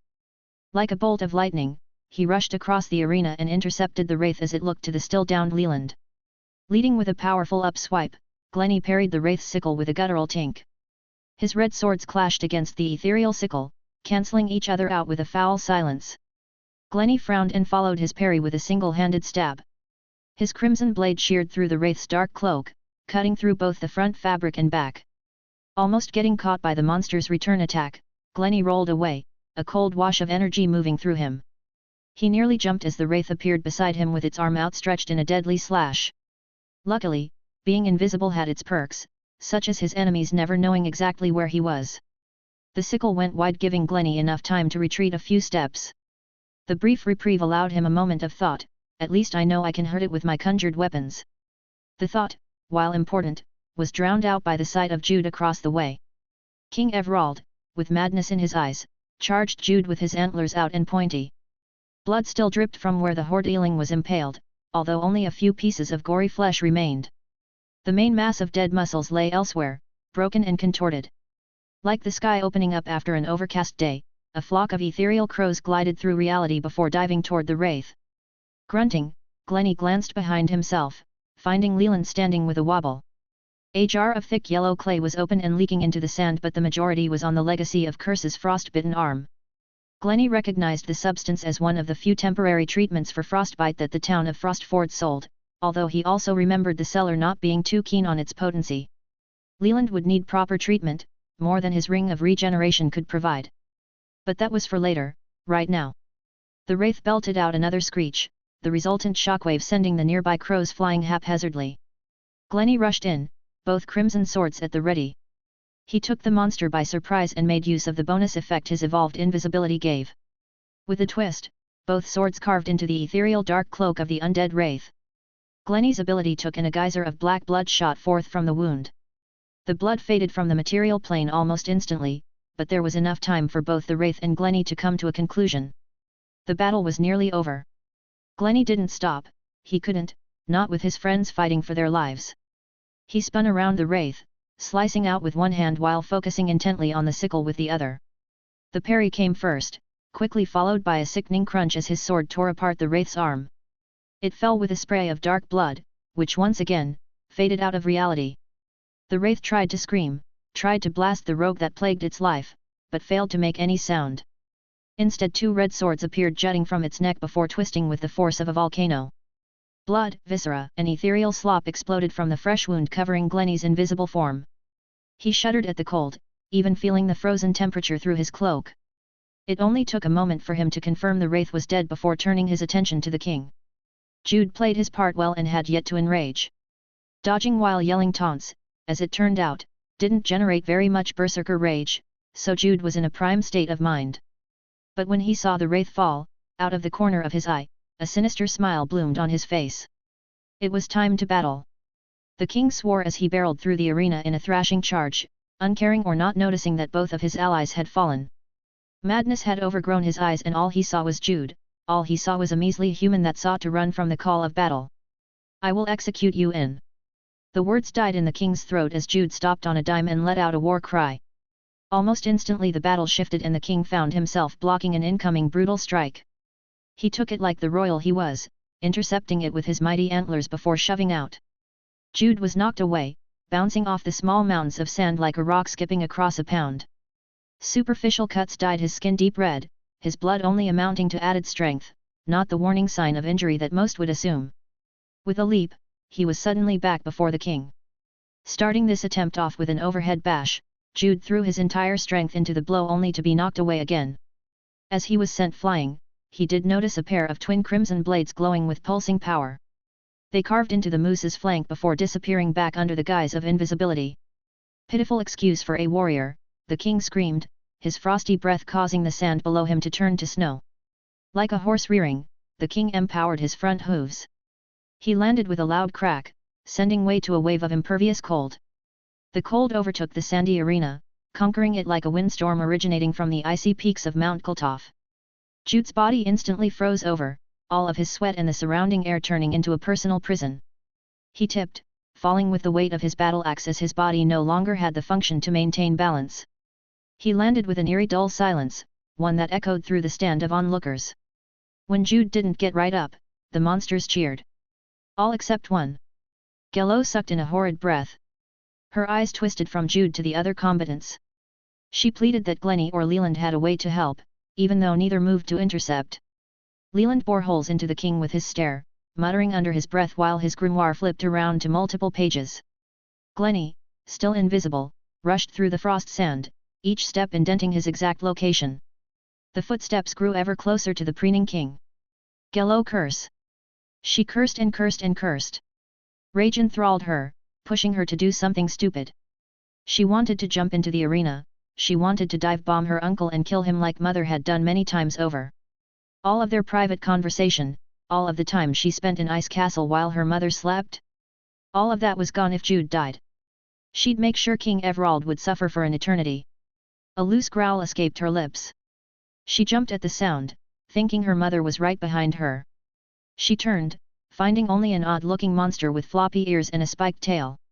It was growling but not in the same cadence her mother did. Confusion blinded Gello for a moment, not until she realized it was her own growl that reminded her of her mother. She had never growled like that before, not even when the poachers hunted her. Why was that? What? It was then she felt it. A primal rage, one so uninviting that Gello knew it wasn't her own. Yes, Jude was frozen over in a glacier prison, but the rage she felt was something else. Something artificial. It pounded at the boundary of right and wrong. It blemished the fact that she was just a cub. It sung the song of war, of total chaos, and of an esteemed hatred for one monster in particular. With the blaze of a symphony, anger and rage poured throughout the arena. Music, as angry and self-loathing as a drummer marching to war, called for willpower and resolve. The sound encircled its creator, a young man with eyes burning violet and a grimoire that always flipped to the correct page. The grimoire bookmarked a singular page, an active contract with the Lord of Spirits. Flickers in reality splintered with a deep sapphire glow as those beyond death came to the aid of their friend. Spirits, dozens, arrived at the arena with a simple call of rage, one that brokered the strength of a certain berserker. Across the battlefield, under the pretense of royalty, Everald snarled. Across the battlefield, under a prison of ice, Jude flinched. Elsewhere, under the greatest of slumber, she stirred. Chapter 88, Too Much. It started with a single crack, a single breath, a single twitch. It rolled through the arena like a lengthy tide, like a cascading wave, like an unstoppable force. It absorbed the rage of the battlefield like a dry sponge submerged in a tank of water. It breathed, it raged, it sang. It was, and always will be, a part of a legacy. A singular chaotic legacy, one built off the backs of those long ago who died in a blaze of glory or fury of unrelenting protection. Those who knew his call were like-minded in many ways, those who knew his name were those he considered his kin. Those that followed him, that learned below him, were his children, his legacy. They beckoned to his undying rage, to the fire that burnt inside of everyone and everything. Like a fleeting memory or a long-dead ghost, those who touched upon his gift changed for the will of battle. For the will of rage. The crack shifted, along with the person frozen beneath the icy prison. Leland's breath was shallow and brutal, like he had run a marathon through swampland while fighting off the local monsters. His mana, life force, and stamina were all scraping the bottom of his reserves. How that was possible, he wasn't sure, only that his curse had worked. It took everything and then some, but he had cast Curse of Collapse fueled with the emotional power of the Lord of Spirits contract. Seeing Jude, seeing one of his best friends, instantly frozen overturned the key inside of Leland. The sight of the iceberg simply flopping over and the boisterous pride King Everald expunged created a hole. A void. A burning passion to see everything aflame. His hand had moved without thought or safety to his spellbooks, to his lifeline.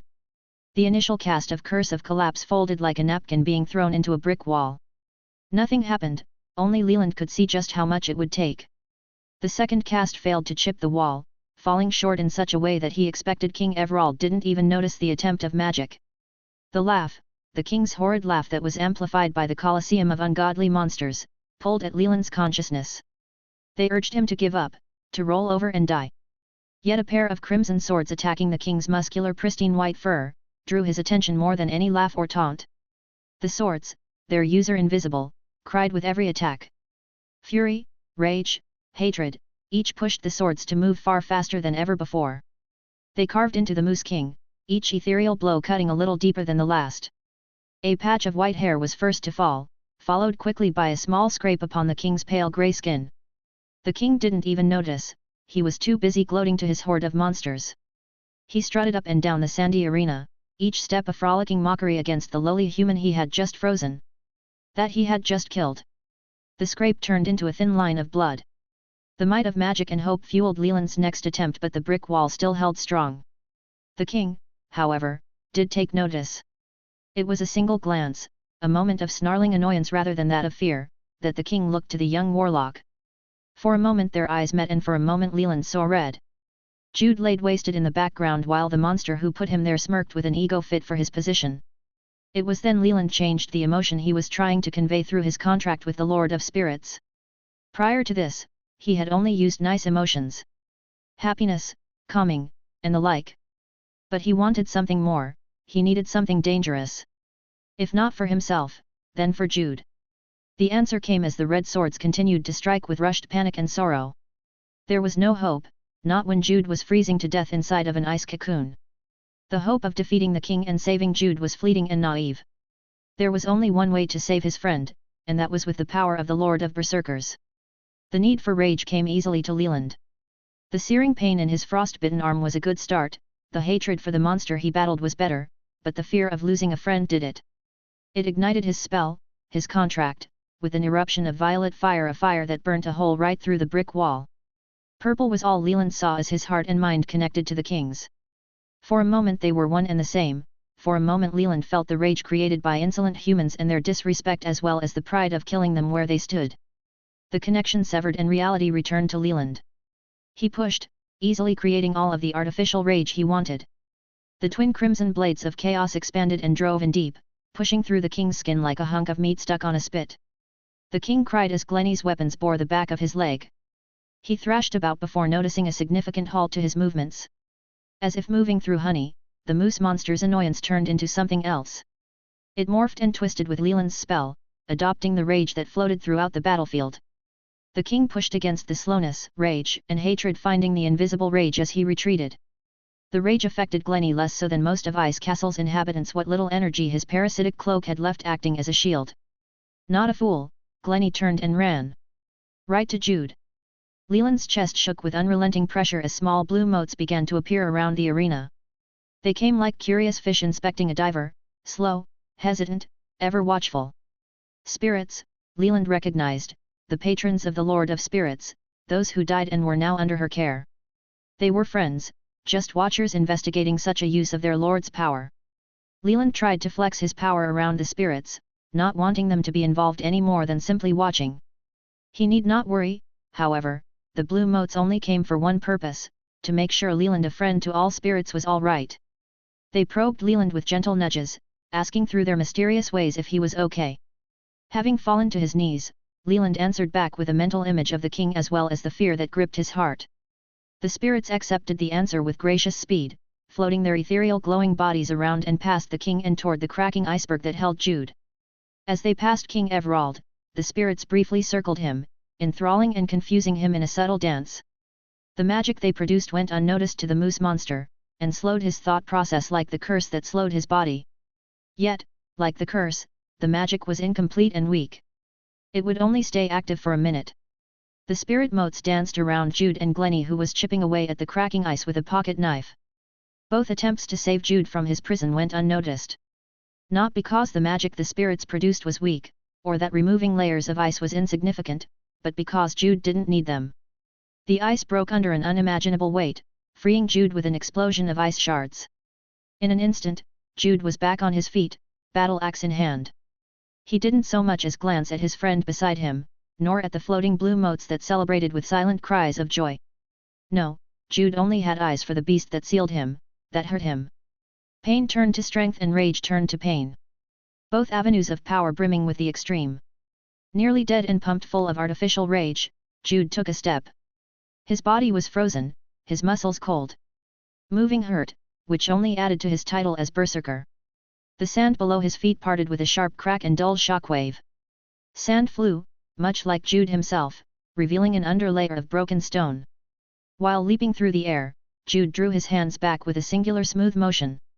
He landed, breaking the stone layer into jagged boulders just below King Everald's hooves. The moose screeched in pain as Jude's battle axe drove into his front leg and out the other side. Blood was thrown like a farmer lays out chicken feed. Ropes of red dyed the frosty snow as Jude pulled his arms out and wide again. Muscle and bone shredded at the seams, breaking apart by steel and rage. Yet, curiously, Jude's face showed neither hatred nor rage. In fact, his face was stiff, blank, and unfocused. His eyes were hollow and sappy, like Glenny was after his concussion. Jude saw nothing, felt nothing, his body set in a state powered only by his relationship with the Lord of Berserkers. The king tried to counterattack. Waves of cold rushed from his nostrils like ocean swells able to sink merchant ships. Thick constructs of ice formed and grew upon his branching antlers. He even tried to create a new leg of ice. But Jude didn't care. Any new pain was only more strength. Cleave after cleave Jude hacked his axe down. Each strike drew more blood, each stroke removed more flesh and bone. Soon the king's pristine white was blood red and shaking. The king was cold, so very cold.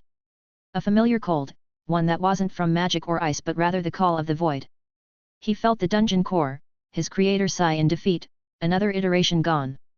The king's suffering ended, as well as the coldness he felt. His final thoughts were not of sorrow or despair, but the knowing feeling that he would be able to rest for a few months or however long it took the core to recreate him.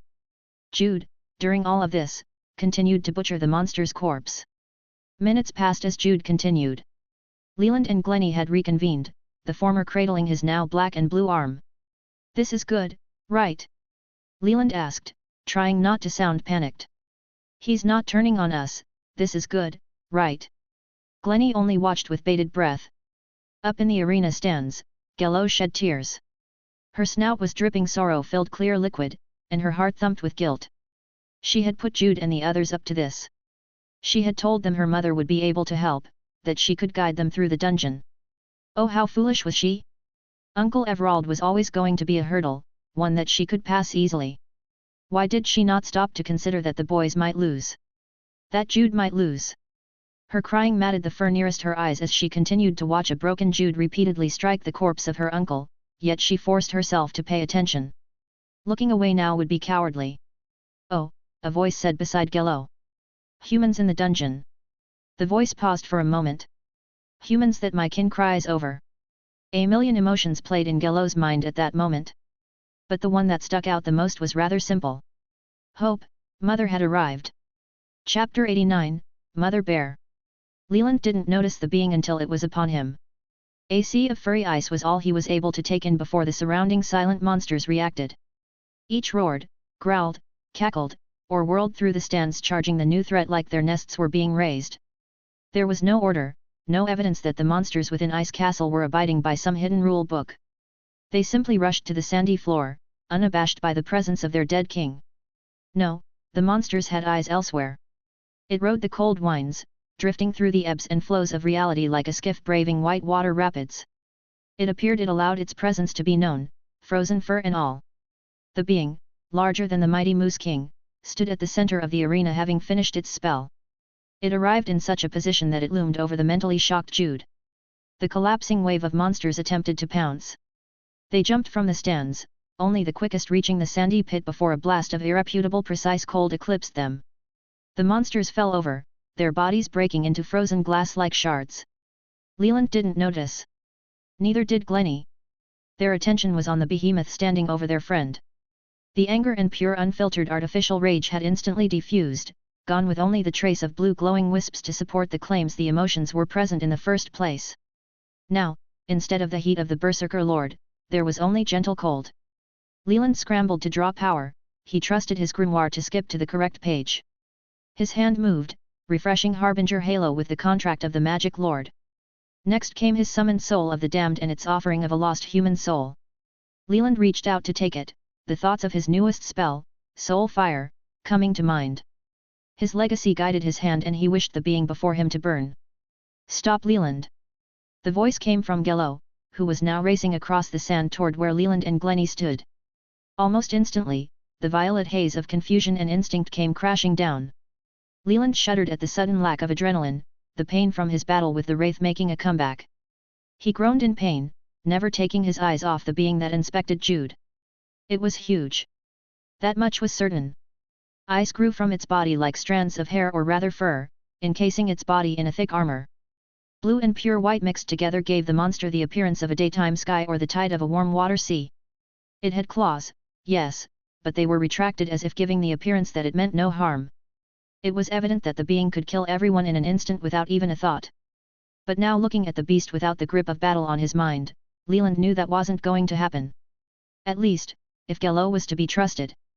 Which, he thought to be true. Leland! Gello announced from his side. He spared a glance, finding the same blue as the beast standing over Jude at the tips of the cub's fur. Leland slumped a little, a deep breath pumping through the pain of his arm. Your mother, I presume? Yes. Gello answered quickly, as if Leland's hand still gripped a lost soul. With a mental command, the curse legacy banished his summons back to where they came from, thanking each with a silent word. His crows and the soul of the damned answered earnestly, bidding their master farewell with nothing more than a sigh of relief. The battle was over, they were not needed any longer. The spirit wisps decided to hang around, however. They were, after all, not truly one of his summons. The wisps moved around, each spreading the song of their presence with different chimes. Some drew closer to Gello's mom, others backed off as if to watch remotely. Some even drifted to Leland, setting up on his shoulders and head like birds sitting on a branch. Gello didn't so much as glance at the spirits as they moved, instead focusing on Jude while speaking. She's going to help him. She said. His heartstrings woke her up. Glennie was the one who responded.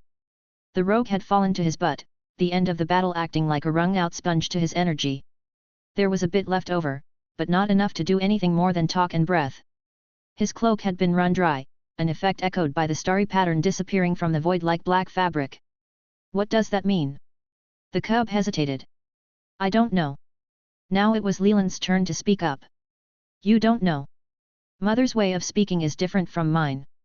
Something about understanding the world and how she now views life differently. She often confuses me, but I know she's going to help him. A low rumble made the sand of the arena jump. The boys tensed and briefly they looked to find the source. They only found ice cubes with monster chunks in the center. The rumble grew, however, and finally a chuckle expelled through the air. My daughter proved her own path today, something I missed last we spoke, Gello's mother said. For not my error, this warrior's wounds would be null. You didn't make any mistakes, Gello quietly said. Foolish child, the mother said tenderly. The same mistake has been made over countless years. Does it go unsolved if forgotten? No. Does it fix on its own if never brought to attention? No. You proved as such. Gello didn't respond. The mother bear craned its neck slightly, catching Leland and Glennie's eyes. Suffering for my error is only resolved by penance. I will save this one, Jude, for his wounds only formed because of his relationship with my daughter. The rest of my penance will be served later. There was a long pause. May I proceed? Leland didn't hesitate. Yes. Please, help Jude. Please. During all of this, Jude had not once stopped cleaving his axe into the corpse of Ice Castle's king. Not once had he looked around, not once had his emotionless face hinted at anything other than broken resentment. Gello's mother leaned into this fact. She touched him with a single massive paw. Magic, power, will, filled the arena. Life resounded against the cold, ushering it away like sand on a beach. A hint of ice formed below Jude's feet, a snowflake spiraling into something unique, something deeper than a single fleck of snow. It was not cold, the warmth emanating from Gello's mother banishing the thought, but it was still ice.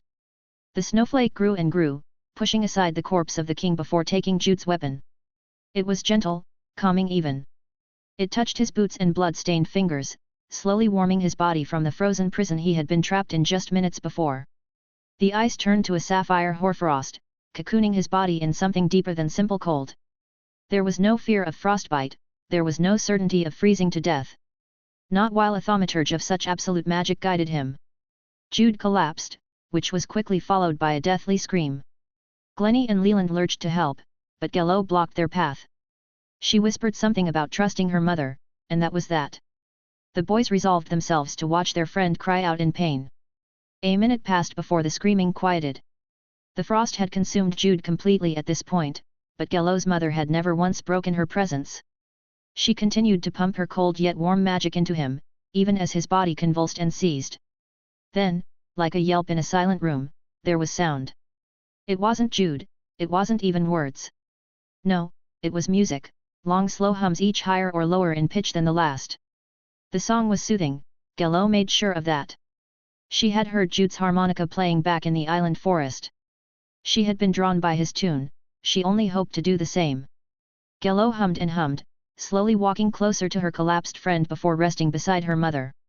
She wasn't sure if he could hear her song, but the tremors eventually stopped and Jude's breathing slowed and evened out. Even after the frost began to melt, even after her mother removed her touch, Gello continued. She didn't ask for permission, she didn't need to. She left her mother's side, and snuggled against Jude's healing body. She continued to hum, but now like a cat purring into their owner's chest. He'll be awake sooner than later, Gello's mother said. We shall wait here for him. In the meantime, I think there is something to be done. She looked at Leland as she spoke, her glistening blue eyes stealing a glance at his frost-bitten arm. A simple fix, yes, but not by my hand. After all, you have a reprieve, why not make the most out of it? Glennie frowned at this, about to argue something, but Leland spoke first. Yes, I agree. He turned to Glennie. Get some rest. I'll be back before you know it. He then took a moment to thank the spirits for helping, making sure each went back to their realm without issue. Then he thought about Gello's mother and her seeming knowledge about his abilities. In the end, Leland didn't mind the guardian spirit beast knowing about his contracts, not with everything that had happened. The herb competition, the battle in the cave, the dungeon. There were many things Leland strived for. One being to make sure his friends were healthy and happy. Seeing Jude broken and defeated reminded him of what he needed. With the grit of magic in his voice, Leland beckoned an audience with the Lord of Nature. Chapter 90, Lord of Nature. Leland arrived in a veiled overgrowth of plants, trees, and shrubbery.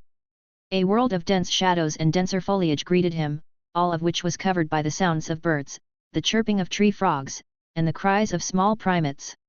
Life was everywhere and anywhere, a scene untapped by man, monster, or time. A place with only the governing law of strength, a law set above all and at the same time, no one. There were no thoughts of philosophy, no great ideas, or imaginative dreams. There were only the primal aspects of nature. Watching a frog croak, Leland found himself enthralled. A bright blue creature so small yet reeking of poisonous sweat. It jumped around, taking cover below long dead leaves or between a trickle of water dripping from a root system that peeked out of the ground. A group of ants moved to and fro, bypassing the frog as it continued to lick up their fellow ant-men. The ants either didn't notice or didn't care. Battling a creature many times larger than a single soldier ant was more trouble than it was worth. Especially since the mindless drone had a job to do and a queen to protect. Leland felt he could watch the jungle for hours and never fully capture the beauty of it. He had been in forests and on remote islands before, yes, but there was never so much life. The forests would make noise and an occasional bird or squirrel would come close enough to be seen, but there were times there was a drought of life other than trees and plants. Seeing so many animals crammed together put a smile on his face, especially when it came to the lack of monsters. Most monsters were invasive and territorial, making it so that unlucky benign animals often died before they could truly prosper. It's almost like one of those ecosystems in a bottle, Leland thought, remembering a small shop in his hometown that had 2 large glass brewing jars brimming with unpruned life. It was then Leland remembered just where he was. The domain in which he stood probably was pruned. It probably was enclosed, studied, and maybe even gawked at just like he did those jars in that store. Or this whole place was the Lord of Nature. The ground he stood on, the air he breathed, the sweet smell of sap that wafted in the air. He was being watched, that much he was sure of. Call him paranoid, call him cynical, but Leland had been through enough meetings with different lords to know that everything was under their control. At least in their personal domains. Hello?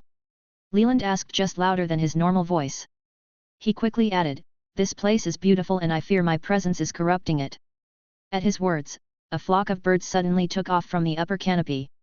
Leland swiveled to look, the sound catching him off guard. He could only see shadows against the underside of the leaves, the denseness too much. "Indeed you do." Leland spun at the voice, finding nothing but more trees, plants, and bugs. A small monkey jumped around the branches in the distance, but it was too far away to be speaking so close. "I would kneel in your presence, Lord of Nature, but I am afraid of crushing this ant colony below my feet," Leland said, looking at the small mounds that breached the soft, moist dirt. "No groveling needed." Again Leland spun and he felt sure he saw a 4-winged dragonfly looking at him. He addressed his next question to the insect. "My name is Leland Silver, and it was suggested by the Lord of Healing that I petition you for a spell called Touch of Regeneration. Might we make a deal?" A presence stirred behind him. Slowly Leland turned, finding a pair of eyes slowly fluttering open. They were embedded into a tree trunk, yet completely flush with a vine that crawled up the length of the bark. As the eyes blinked, so did the vine and its accompanying anchor stems. Then, with a yawn, a mouth appeared on a separate tree a few paces away. Again the foliage shook with the sudden feature, bending like fluid skin despite being solid wood. There were even teeth and a darkened void deeper into the tree's throat. From the angle Leland stood, the mouth and eyes were in line with the face, the eyes were above the mouth at a proper distance. But as the eyes and mouth woke up, another set of eyes appeared in Leland's periphery. They blinked a few times, focusing their wooden iris on the human before them before closing, returning the tree to normal. Leland raised an eyebrow at that but stopped when another set of eyes and mouth appeared quite a bit in the distance. He only saw them because of the unnatural movement, the foliage camouflaging the oddity otherwise. A few more eyes and mouths later, the first set eventually stilled and truly looked at the young warlock before them. "Touch of regeneration," the Lord of Nature mused. Perchance. Tell me, why would you want such a gift?" Leland didn't need to think about his answer, after all it came from his soul. "I want to be able to keep my friends alive and healthy." Each tree that had an open set of eyes all rolled their eyes at the same time. The trees with a mouth frowned. Not because you want to heal nature, or anything I'd be interested in. Sputtering, Leland hesitated. Did he lie and try to appease the Lord, or did he tell the truth and hope his words didn't come back to bite him? As far as he knew, each of his thoughts were never truly his own within the realm of a lord. The Lord of Nature's magic might not be as subtle as reading emotion like the Lord of Spirits, but he felt sure that a being of such unimaginable power had a trick up its sleeve. After all, a lord wasn't born yesterday. Simple common thought might be enough to see through any lie he told. Truthfully, no. I'm not opposed to the idea of healing nature, but I have my own goals, most of which don't involve nature. How quaint. Leland forced himself to maintain a straight face, especially as the trees looked as if they were deliberating. Eventually the Lord of Nature spoke, "My condition for such a spell is simple, protect my sproutling as he fulfills a quest for me." "Is this sproutling human?" Leland asked. "Yes, he is human." The word was said with disdain, like the presiding lord hated the term or the species. "And what would I be protecting him from?" The Lord scoffed, each mouth spitting a bit of sap. "You call yourself an adventurer, do you not? What difference does it make?" "Just, wanting to make sure I don't get in over my head. I won't be able to heal my friends if I die first." The jungle went silent at that for a moment. A crystalline scorpion nest has found its way out of their native region, thus making them an invasive species of magical monster. "You will be protecting my sproutling from the scorpions while he eliminates the nesting structure." The voice paused before returning with more disdain. "Do you need to know the exact species or will this information suffice?" Leland knew of crystalline scorpions although he had never encountered them. As far as he understood, they were insects just bigger than the average cat and they could inject you with a magical poison. As long as they were careful, they shouldn't have a problem, especially if they stocked up on alchemical antidotes. Leland nodded along. "No, that is fine, thank you. One last question. Will I be receiving touch of regeneration before or after your quest?" Again the trees rolled their eyes. "Before, obviously. If you fail, I will strip the spell from your soul." With that, a sapling grew a single step away from Leland. It grew with great speed, reaching full maturity in a matter of seconds. A small stem with a single leaf was all the plant was, yet the leaf was bursting with a green magical glow. "If you accept, pick the leaf and chew on it. If you don't, then leave." Again, Leland didn't hesitate and quickly began gnawing on the leaf. It tasted like mint. With a sudden wash of vertigo, Leland's world went dark and he was cast out of the Lord of Nature's domain. Although, he did hear the Lord curse using the word calamity, before he was fully out of the jungle. Leland's consciousness re-entered his body in Ice Castle's arena. Beside him Jude and Gello were cuddled together, both sleeping. Glennie was tending to a small fire and heating up some preserved meats. More importantly, however, was Gello's mom. She quirked an eye at Leland as he sat up, yet refrained from speaking. Leland's grimoire, meanwhile, opened and flipped to its newest page. Cursed Contract of the Lord of Nature. Use, for the duration of the contract, access to the spell, Touch of Regeneration, is available. Contract is usable once per hour. Return, protection of one of the Lord of Nature's sproutling while he completes his own quest. Touch of Regeneration. Type, Spell, Nature. Rank, equivalent to Harbinger Halo's rank. Call upon the Lord of Nature to imbue the target with brimming life force. Wounds are healed significantly faster. This spell heals based on rank and mana used. Leland could mentally sense where the nest was and when he was due to arrive. He had about a week, which gave them plenty of time to exit the dungeon and return to the mainland. The nest also wasn't very far away, needing only a half-day's travel from Frostford. With the business part out of the way, Leland pressed his palm into the page activating the curse. A violet halo brimmed to life above him, and knowledge came to him like a dam had broken. A green glow appeared on the tip of his pointer finger and he slowly touched his frostbitten arm. Before his eyes, his darkened flesh brightened and the wound slowly closed. Chapter 91, Touch of Regeneration. The cut on Leland's arm healed before the frostbite did. Like a race, his skin reverted from black, blue, and lacerated to simply pale and smooth. It was a sight to see, one that Leland gawked at like a newborn playing with a new toy. Glennie, from a few steps away, held the same expression.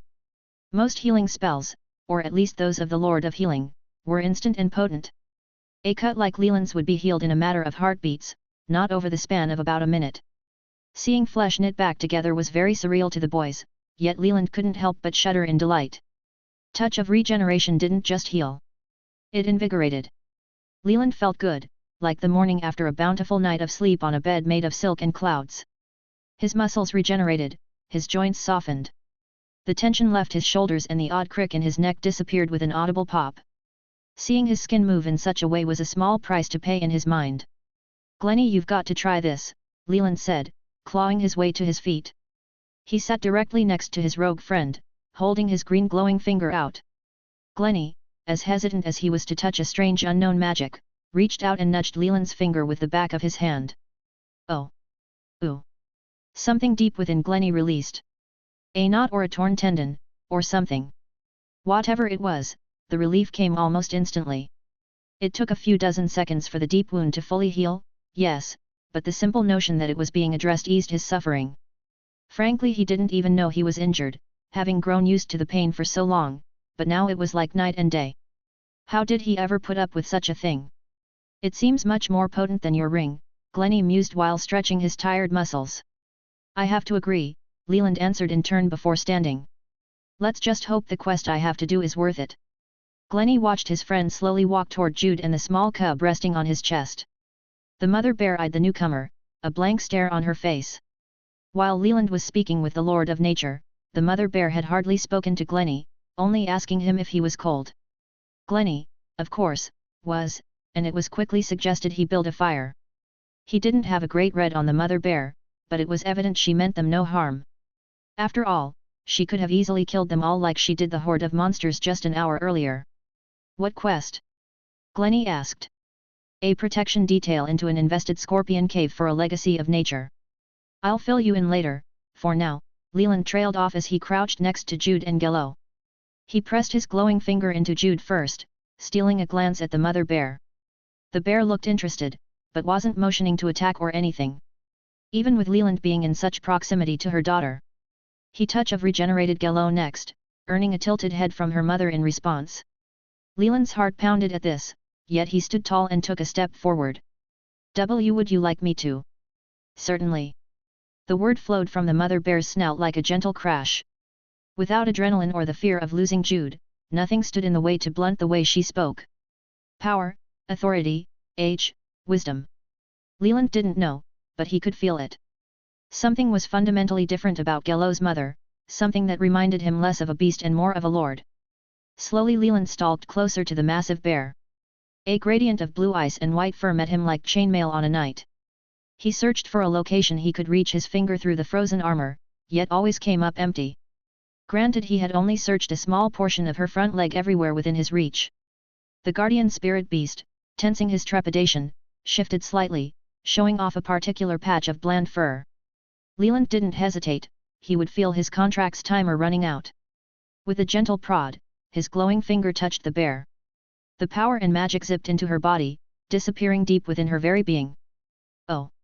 That feels quite nice," she purred. "Really?" Leland asked, his eyes split open like a puppy dog's. Gello's mother craned her neck to look down at him. She blinked long and slow before an odd expression overcame her snout. "No, that was a lie. I apologize, the spell is not potent enough to make any changes within me. Ah! Forgive me, while I've spoken with humans in the past, it has been some time. My manners are not what they should be." Smiling at that, Leland said, "Gello said something very similar when we met." "Like a butterfly chasing an eagle," the bear said, leaning back. "Are right. You seem stressed." "That's an understatement," Leland thought with a bite of his tongue. He looked at Glennie, who was watching them speak while sitting by the fire, finding no solace. "It's been a long last few days," Leland eventually said. "But then again, it's been a long few months." He paused. "It's just been a lot, is what I'm trying to say." Mother Bear relaxed, shifting her entire body. She laid down, head between her outstretched front paws. Even prone, she was double Leland's height. "We have some time before Gello and Jude wake, why not share? Maybe a different perspective will change your resolve." The boys looked at each other. Glennie gave a shrug. Leland then said, "We came to Frostford for an annual festival." She shook her head, interrupting. "I sense there is more before Frostford to your story." Why are you stressed, Leland? He flinched at his own name and looked back to Glennie for help. None was given, only a silent waiting stare. It's my legacy, Leland huffed out. For a long time I was unable to use a spell, making it so that my friends ranked up without me. Now there is a big gap between us, even though I have access to the spell. From there, Leland explained all of his worries and thoughts about his rank and how he was slowing both Glennie and Jude down. Once he began talking, he spewed out information like a cracked faucet. Mother Bear didn't interrupt, nor did Glennie, even after the story stopped making chronological sense and became a mishmash of random tidbits of emotion. He talked about his parents, their wishes for him to become a legacy of magic, and his subsequent betrayal. Glennie did object to that, stating that they only cared that he was happy, not what lord he subscribed to. Leland ignored the statement, talking about being weaker now than he could be. That was when Mother Bear exhaled. I understand you, young Leland. You and my little bird are not unalike. A natural progression of life, leaving the nest. Or den, in my case. She chuckled at that. Regardless, cubs leave and have to grow up on their own. Why do you think I allowed Gello to leave the dungeon in the first place? It has been her home all her life. Leland frowned at that, thinking back to a previous conversation with the young bear. I was under the impression she snuck out. Mother Bear snorted at that. A child's imagination. I am the keeper of this dungeon's core, nothing goes unnoticed. Even while asleep. That made Leland frown even harder. If she knew they were in the dungeon, why didn't she help them with the worm or moose king? Why? Your expressions are telling, Leland. A sign of a trustworthy cub, rather than slimy pup, Mother Bear said. I have faith in my kin, for I understand her like I do myself. As all parents should. Gello entering or leaving the dungeon is her decision now, even if I believe it to be too early. The same reasoning applies to you three. Gello trusted you to clear the dungeon to meet me, so I allowed it. Then why interfere here? In the arena? Glennie asked from near the fire. Mother Bear didn't need to think about the question. While I trust my daughter, she is still ignorant. There was a thread of fate that you three survive without receiving irreparable damage, but once you, she looked at Leland, activated that rage spell, the perfect threads all snapped. One, if not more of you, was not coming back after that. So I stepped in. Leland sat beside Glennie and began sucking down some hot stew. I'm not sure what you are trying to tell me then. She took a deep icy breath. You have time, Leland. You are young, powerful, brave, and trustworthy. Your slow to rank is not as big of a deal as you think, nor the silly notion that your parents have been betrayed. From the way you describe them, I expect them to be proud. As if to echo the guardian spirit beast's statement, the crow tattoo on his hand chirped with glee. Leland stared at his hand for a long minute, too long, in fact. Glennie shied from the silence and spoke up, May I ask your name, guardian spirit?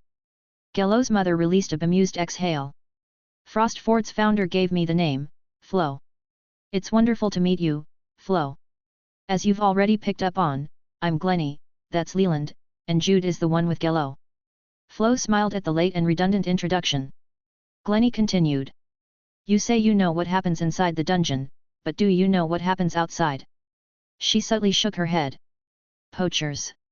Ones that have already proven to attack on sight. And if the ones we faced off against are anything to go by, the ones remaining on the island are going to be just as potent.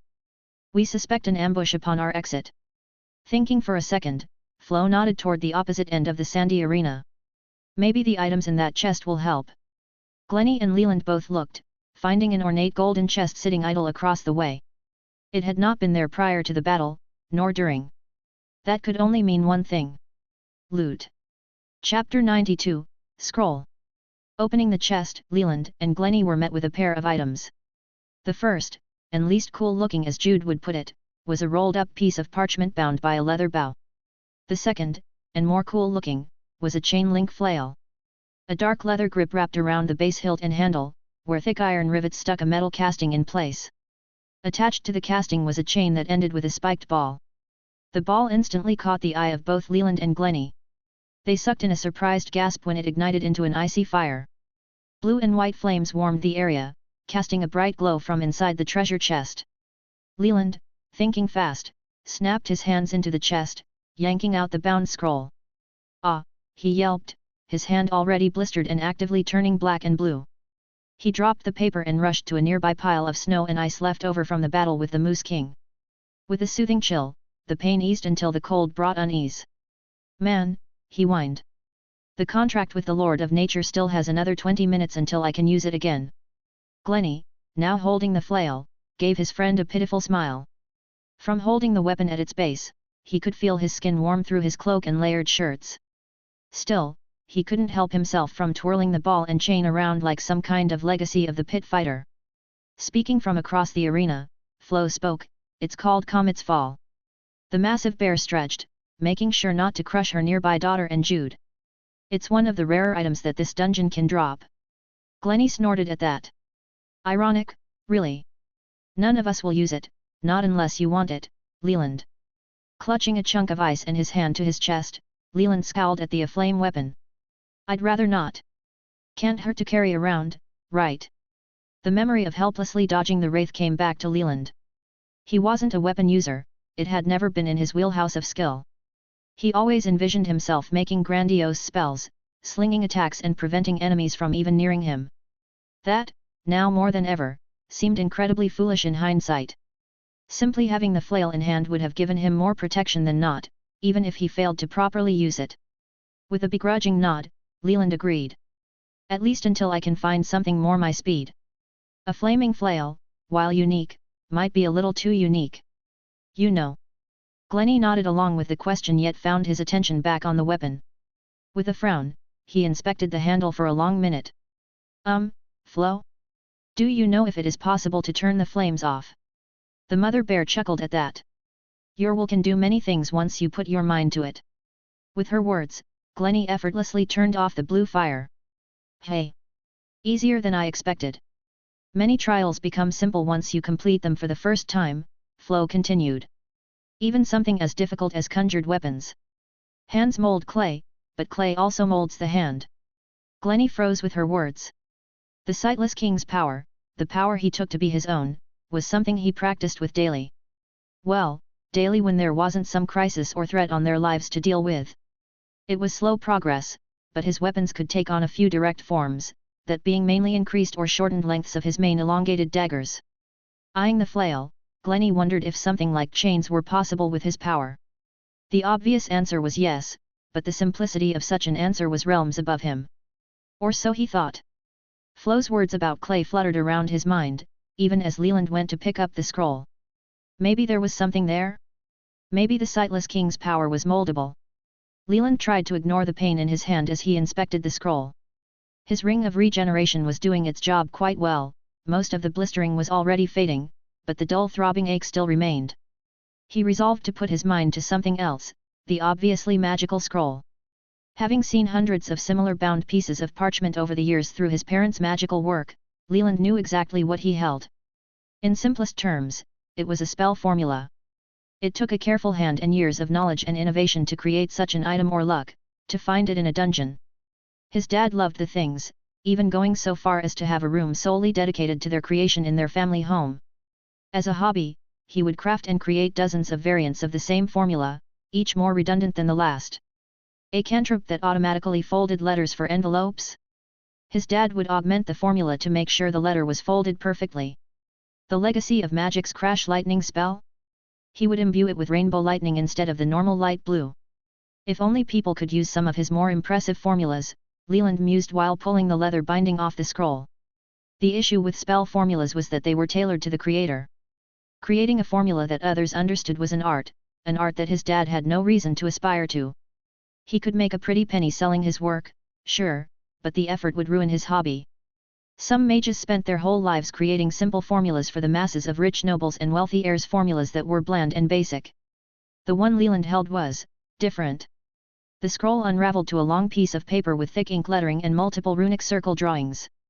It was written in a language he was unfamiliar with, yet was somewhat discernible. Through the circle diagram and recognizable key runes, he recognized it was a summoning spell formula. What it summoned, he had no idea. "What is it?" Glennie asked. "A formula for summoning, something? I don't recognize this symbol. I've never seen it before. In fact, it doesn't even look like the common glyph lettering." Leland flipped the paper and pointed to the symbol in question. See how it's rounded? Glyph lettering doesn't curve like that. Something about power chords, right? Glennie asked. Magic flows through straight lines better than rounded. Exactly. The longer Leland looked at the scroll, the less things made sense. From the unknown language to the seemingly new glyph, the ink all started to blend together. Lines crossed and letters merged into one another. The page slowly became unreadable, something he realized too late. Ah! What is happening?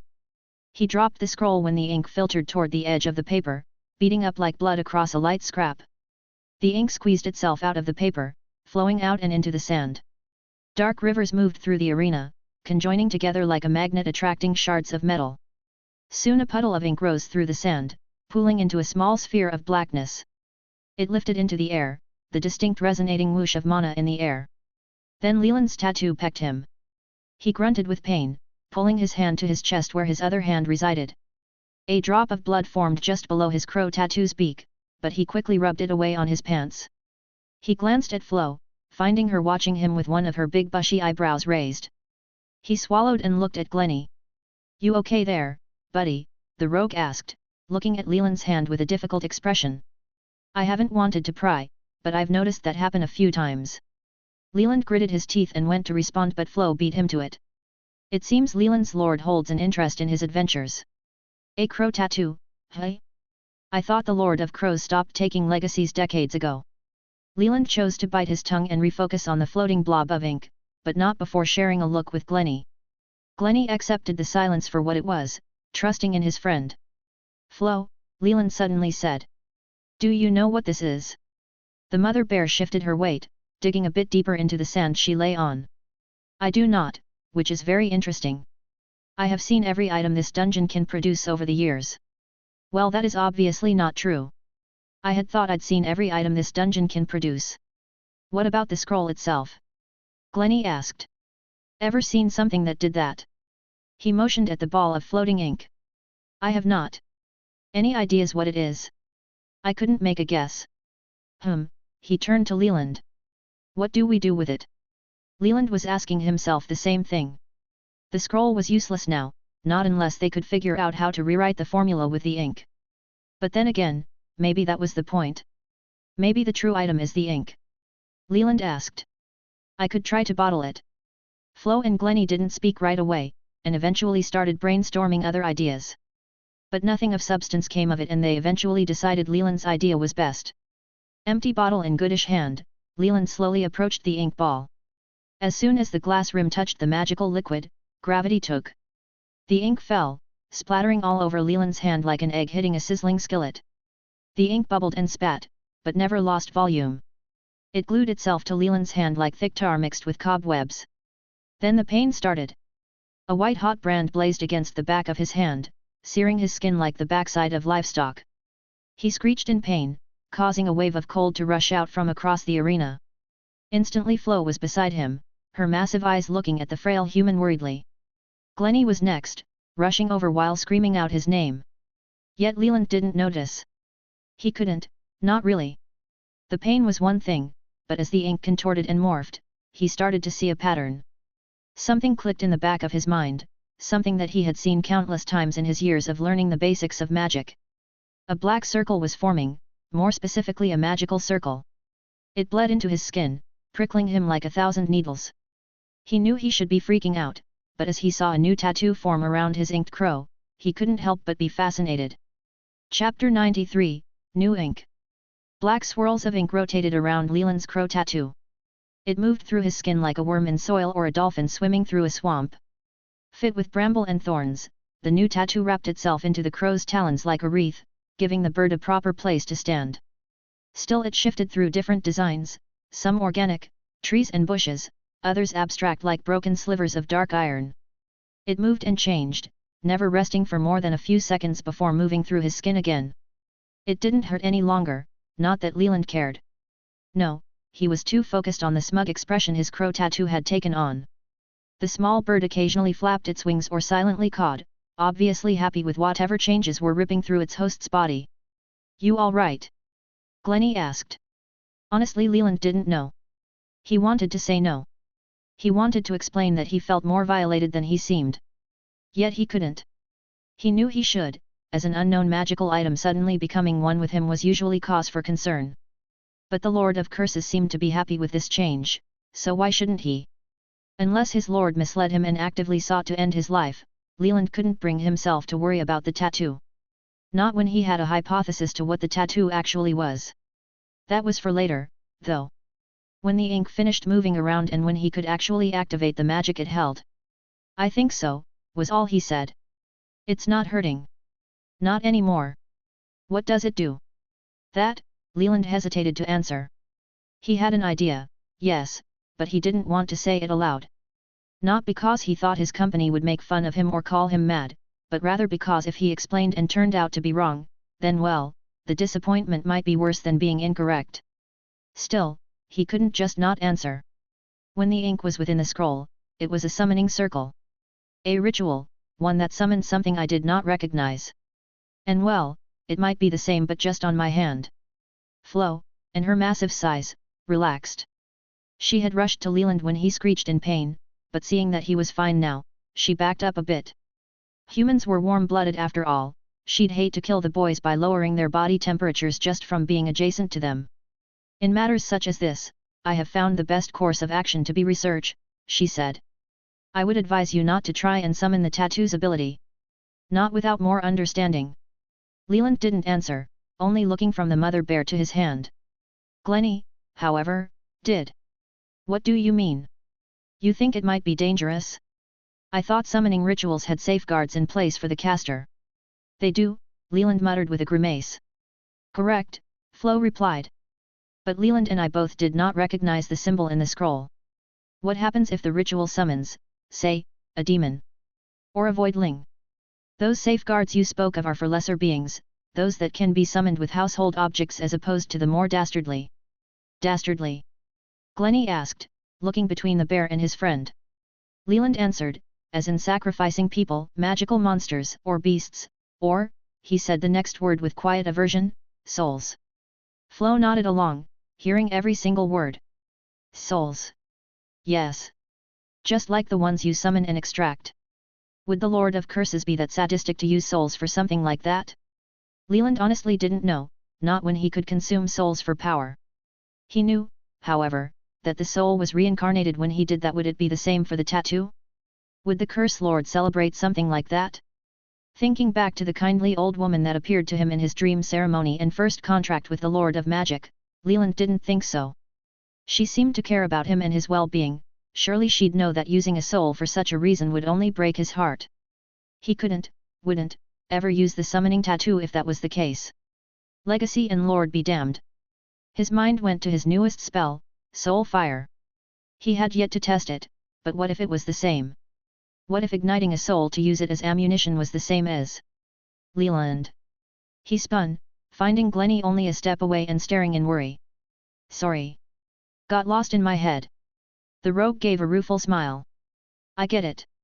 Weird powers swirling around your body. Trust me, I get it. I guess I'll figure it all out later. Maybe I can ask the huntress for her thoughts." Even as he said it, Leland knew such a conversation to be a spite-riddled misadventure.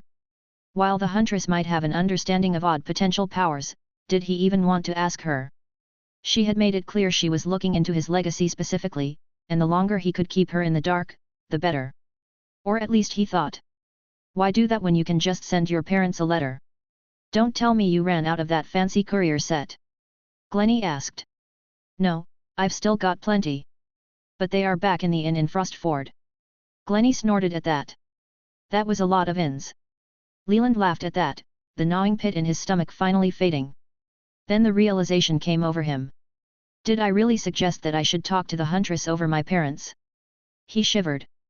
"Might want to heal yourself, man, you're losing it." Both boys laughed at that. A few minutes later, a violet halo of dark energies formed around Leland's head. A moment later a pure and natural energy formed at the tip of his finger and suddenly his burn felt a lot better. "You might want to practice with that flail, Leland," Glennie offered, holding out the unignited weapon. Leland took it haphazardly, the short link of chain jostling. He gave it a cursory swing before frowning. "Just think ignite or something." Following the instruction, Leland did just that. Instantly the weapon blazed to life and he felt his internal mana dip a bit. It wasn't enough to make him worry, nor enough to force someone like Jude or Glennie to have to rely on alternative enchantments to activate.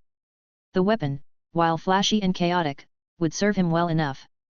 That was, if he could actually find a use case for him, a mage, to strike someone with a melee weapon. Defending himself was one thing, a shield could do that, but a flail? Could he even swing it fast enough to hit a proper warrior or duelist? I feel dumb, he said to the open air, receiving a chuckle from Flo. Glennie gave him a sarcastic smile. Now, watch me. Flails, while not a weapon I've used very much or at all, really have some special properties. Flails are weapons meant to strike around guards, shields, and or parries. Wide sweeping strikes after a short wind-up. Leland gave him a blank stare. After a few more minutes of instruction, the two were mock dueling. It was slow and tedious, mainly because Leland had abysmal strength. Like two thinly tree branches, he raised and lowered his arms above his head, getting used to the weapon.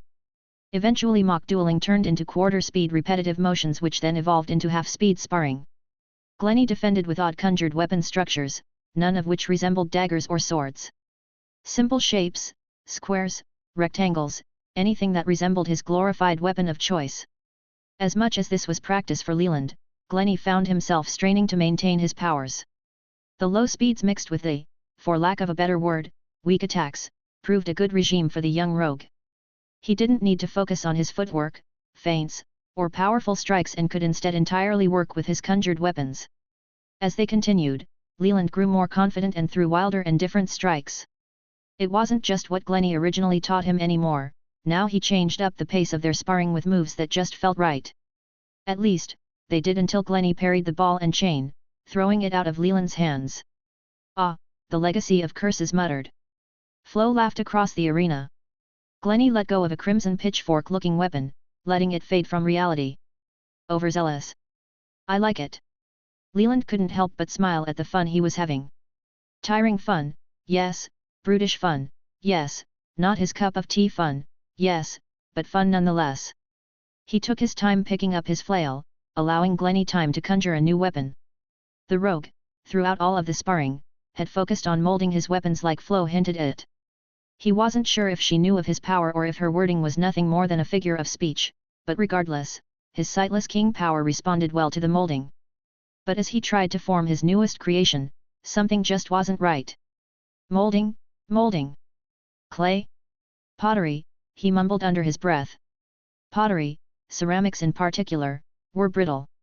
They broke under slight force, no doubt being useless in a real battle. He pushed at his power with that in mind, the crimson construct fracturing under the slight pressure. He frowned, finding the weapon's aspect exactly as he imagined. He needed something more, something stronger, something as malleable as clay, something like. Almost face-palming, Glennie grit his teeth. Metal, white-hot metal. Metal fresh from a forge, ready to cool and harden after being formed to shape and tempered. Envisioning a weapon in his mind's eye, Glennie focused on his power, forging the power in his hands. He mentally hammered, chiseled, sharpened, and polished his handiwork, setting it into reality. The familiar crimson power took to his wishes, forming a simplistic replica of the flail Leland held. Oddly enough, the red spiked ball was bursting with heat like it had just been taken out of a forge. Wow! Leland whispered before clearing his throat. That's cool and all, Glennie, but I'm not sparring against you if you are going to use that. I've already been burned once today. Glennie laughed. Chapter 94, Peace.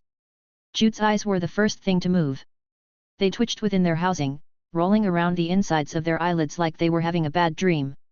They shook and stammered, rotating with horrid vigor until his past traumas fully surfaced. They came like a wrecking ball, gnawing away all of his security and assurances. He was naked, his clothes nothing more than an ethereal blossom like a husk or a cocoon. It was cold, like the icy prison ice castle's king put him in. Hoarfrost licked off his skin, striking a pose in line with the wind. He was cold. Then the memories took their turn. He had died. Plain and simple as that. He had been frozen in an ice cube with dozens of monsters around to laugh at and taunt him. He hated that. It irritated him. It enraged him. There was a spark of heat. Obviously he wasn't dead, but he couldn't remember just how he wasn't dead.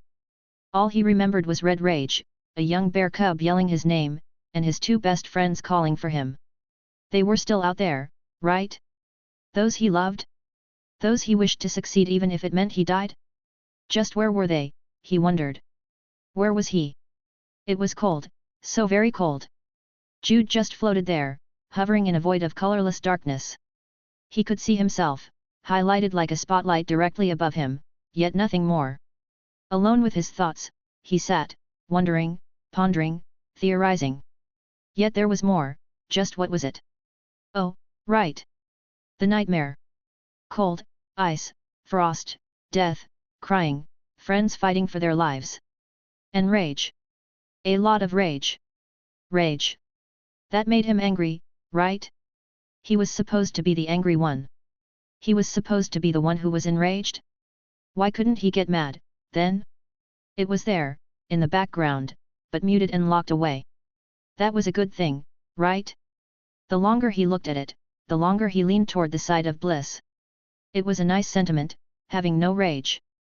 He could just float around, helpless, happy, and uncaring. The world was his own, everything as far as he could see, which wasn't much. It was an alien thought that broke his misery. It pulled against his soul, it pushed against his mind. The cage housing his rage bulged. The thought then disappeared, gone without a trace. Until it wasn't. It was suddenly there, sitting before him like his rage. It was blue so light it almost looked white. Like snow reflecting the sunlight back into the sky. He reached out to touch it, to figure out what it was. His hand went numb, an everlasting cold breaking through his skin and pushing into his fingers. His body went rigid, yet Jude couldn't help but not care. He was in bliss, the cold was so numbing, so fitting. It blurred his pain, his nightmare. It removed his stress and relocked his rage. It encompassed him like a hug, wrapping around him with a speed and strength unknown to him. He had seen his parents spar a few times over the years and more than once they had to pay for damages to the facility. They eventually decided to only fight in the isolation of nature. The trees never stood a chance, not when two rank 6 warriors fought. The cold that was merging with his bones was stronger than both of his parents put together. Centuries of power rolled around him, all forming from the light blue mass in front of him. Was it mana? Was it magic? He didn't know, he was never one for that kind of stuff. He had always left that to Leland, his friend that had an interest in that sort of. Leland. He was alive, right? A cold sweat fell from Jude's boundless form. He had left Leland to die. He had died himself and left Leland and Glennie to fend off that moose monster all by themselves. How could he do that? How could he let that happen? He was better than that, he had more control over his legacy than that. He was the son of 2 royal inquisitors. He was the legacy of the berserker. He was a savior of Shoutwell, and defender of the powerless. Something flickered again, this time bringing more warmth. He snatched it instantly, his hand pushing through the colorless void and into the mass of rage before him. His hand went numb, an infinite anger breaking through his skin and pushing into his fingers. His body went limp, yet Jude began to care. Rage bloomed in his belly, fueling his heart and mind to speed up. It reinforced his nightmares, it enhanced his pain. Guilt came to him next, pushing the remainder of his rage's cage open. The power encompassed him like a slap on the wrist. It wrapped around him with speed and strength far, far, surpassing that of the light blue bliss. Hot and cold. Fire and ice. Anger and peace. The rage was much more flamboyant. It easily outshined the calmness, attracting Jude. Like a moth to a flame, he allowed it to take purchase. To rekindle what was lost and what will be. It was his power, like legacy, and it wouldn't be disobeyed. Yet, surprisingly, the calmness remained. It circled within his body, skirting around the rage like a ballet dancer moving through a stage of mouse traps. No, that wasn't quite right. The calmness moved with the rage, impersonating it like a spy behind enemy lines. Grimacing, Jude knew that wasn't right either. The calmness, the light blue energy, it was intertwined, becoming one with the rage. Becoming something more with the rage. Fire and ice, anger and peace. One coin with 2 faces. One person with 2. His eyes opened. A familiar weight was lounging on his chest, her breathing in line with his. Gello was awake, yet unmoving, and ignorant that her pillow had woken up. She lightly hummed a simple tune, the very same that drew her to Jude in the first place. It was out of key and mostly mumbled, but Jude recognized it anyway. He, still laying in the sand, followed Gello's eyes and looked across the arena. There were Glennie and Leland, both alive and well. The former of which was chasing after the latter in an odd game of tag. Tag with conjured weapons and a flame flail. It looked fun, Jude thought. But he couldn't keep from closing his eyes again. He was tired, very tired, and he just wanted to hum along with his bear cub friend. So he did. He joined her tune after a particularly long rest, instantly harmonizing with her off-key sounds. Gello didn't notice, not until the song fully ended and Jude whispered, "That was beautiful, Gels." The cub instantly sprang to her feet, launching off Jude's chest like 4 little rockets ignited in her paws. With a yelp, she landed beside him and instantly started licking his face. "Judah! Judy! Jude!" she bellowed. A low chuckle sounded from an area behind him that he couldn't see. He wanted to sit up and look, but the small creature attacking his face had other plans. "You're awake! You're awake! How are you feeling? Can you hear me? Jude, can you hear me?" "He can hear you quite well, my daughter," a voice said from his blind spot. Noticing that both Glennie and Leland stopped their game of tag, Jude forced his neck to crane backward to the voice. An older version of Gello stood mighty and big, like a mountain fit with icy trees. The bear loomed over him, a smile on her snout. "Are you Gello's mom?" Jude blurted out. "How could you tell?" she instantly said back before chuckling again. "Call me Flo. Nice to meet you, young warrior." "Well met, I'm Jude." "I know. Gello's been mumbling about her time with you and the others for the last few hours." Flo lowered an oversized paw, assisting him to a seated position. "You have my thanks for protecting my daughter from the poachers." If Gello wasn't sitting on his lap, and inadvertently, his hands, Jude would have waved her off. Instead he said, "It was the least I could do." "Indeed. But you suffered for it." Gello flinched at that, looking at her mother with a guilt-ridden expression. He turned back to Jude, wedging her snout into the crevice of his neck. "Sorry," she muttered. "It's okay," he petted. His shirt was suddenly damp, no doubt tears from the cub. He began to hum, stroking her fur. For the moment they three sat like that, at least until the other boys arrived. "Jude," one of them said. "Jude," the other said. They crashed into the sand before engulfing their friend in a mighty hug. Gello struggled under the pressure but eventually relented and accepted her warm prison. It was nice after all. Flo cleared her throat, ending their sentimental moment. "How do you feel, young warrior?" "Like a million gold," he answered in turn. Everyone stared at him.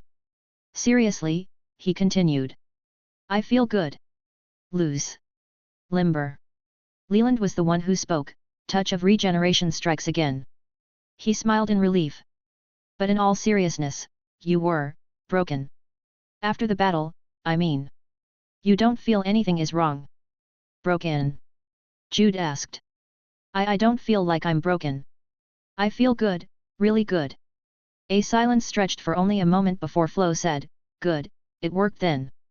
Jude looked up to the mountain of a guardian spirit beast. "What worked?" "I gave you my blessing, an incarnation." The boy's eyes widened. Chapter 95, Ice Warrior. "An incarnation?" Jude asked, his throat suddenly raw. He looked from Gello to her mother, finding both bears staring at him expectantly. They watched his subtle movements, the younger silently taking in the announcement. The older, however, answered. "Indeed, a gift worthy of everything so far." Now Glennie and Leland stared at Jude. Each gawked at their friend, a blessing. A full-on blessing. They couldn't believe it.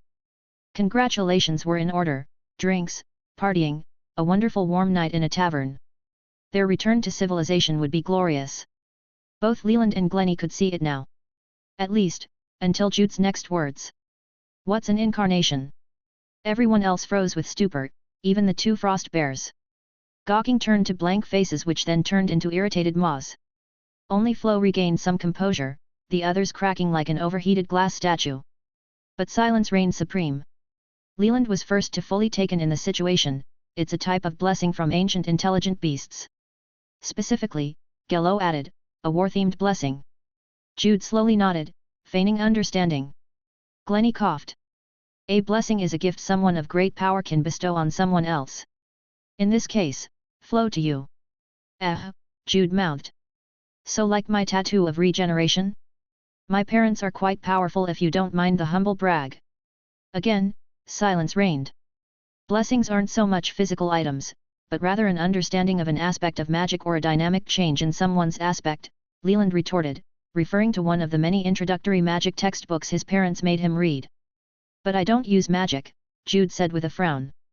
Don't get me wrong, I'm thankful for the blessing, I just think it will be more useful given to someone else. Perhaps Leland, he uses magic. Flo couldn't hold it any longer. She laughed and laughed, rumbling the sandy arena floor like a bomb had detonated miles underground. She flattered herself in her giggly fit, lowering her head in line with the boys in Gello. Perhaps it would just be better if you see for yourself, she said between laughs. Glennie, would you fancy a spar? The rogue perked up at that and turned to Jude. What do you say? I've got a new weapon technique, you've got a new incarnation? Might be fun. Jude, never usually one to turn away from a battle, was hesitant. He remembered back to his time unconscious, to right before he was frozen in hoarfrost and killed. Just how he was alive again, he didn't know. But he felt something was wrong, something deep inside him. Something had broken and had been reconstructed. He voiced his concerns to the group. Glennie and Leland then recounted the events leading up to Ice Castle's king's demise.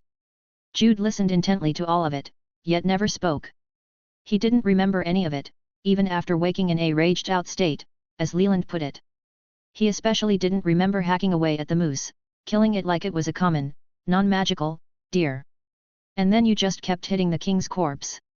Over and over again, long after my spell ended, Leland finished.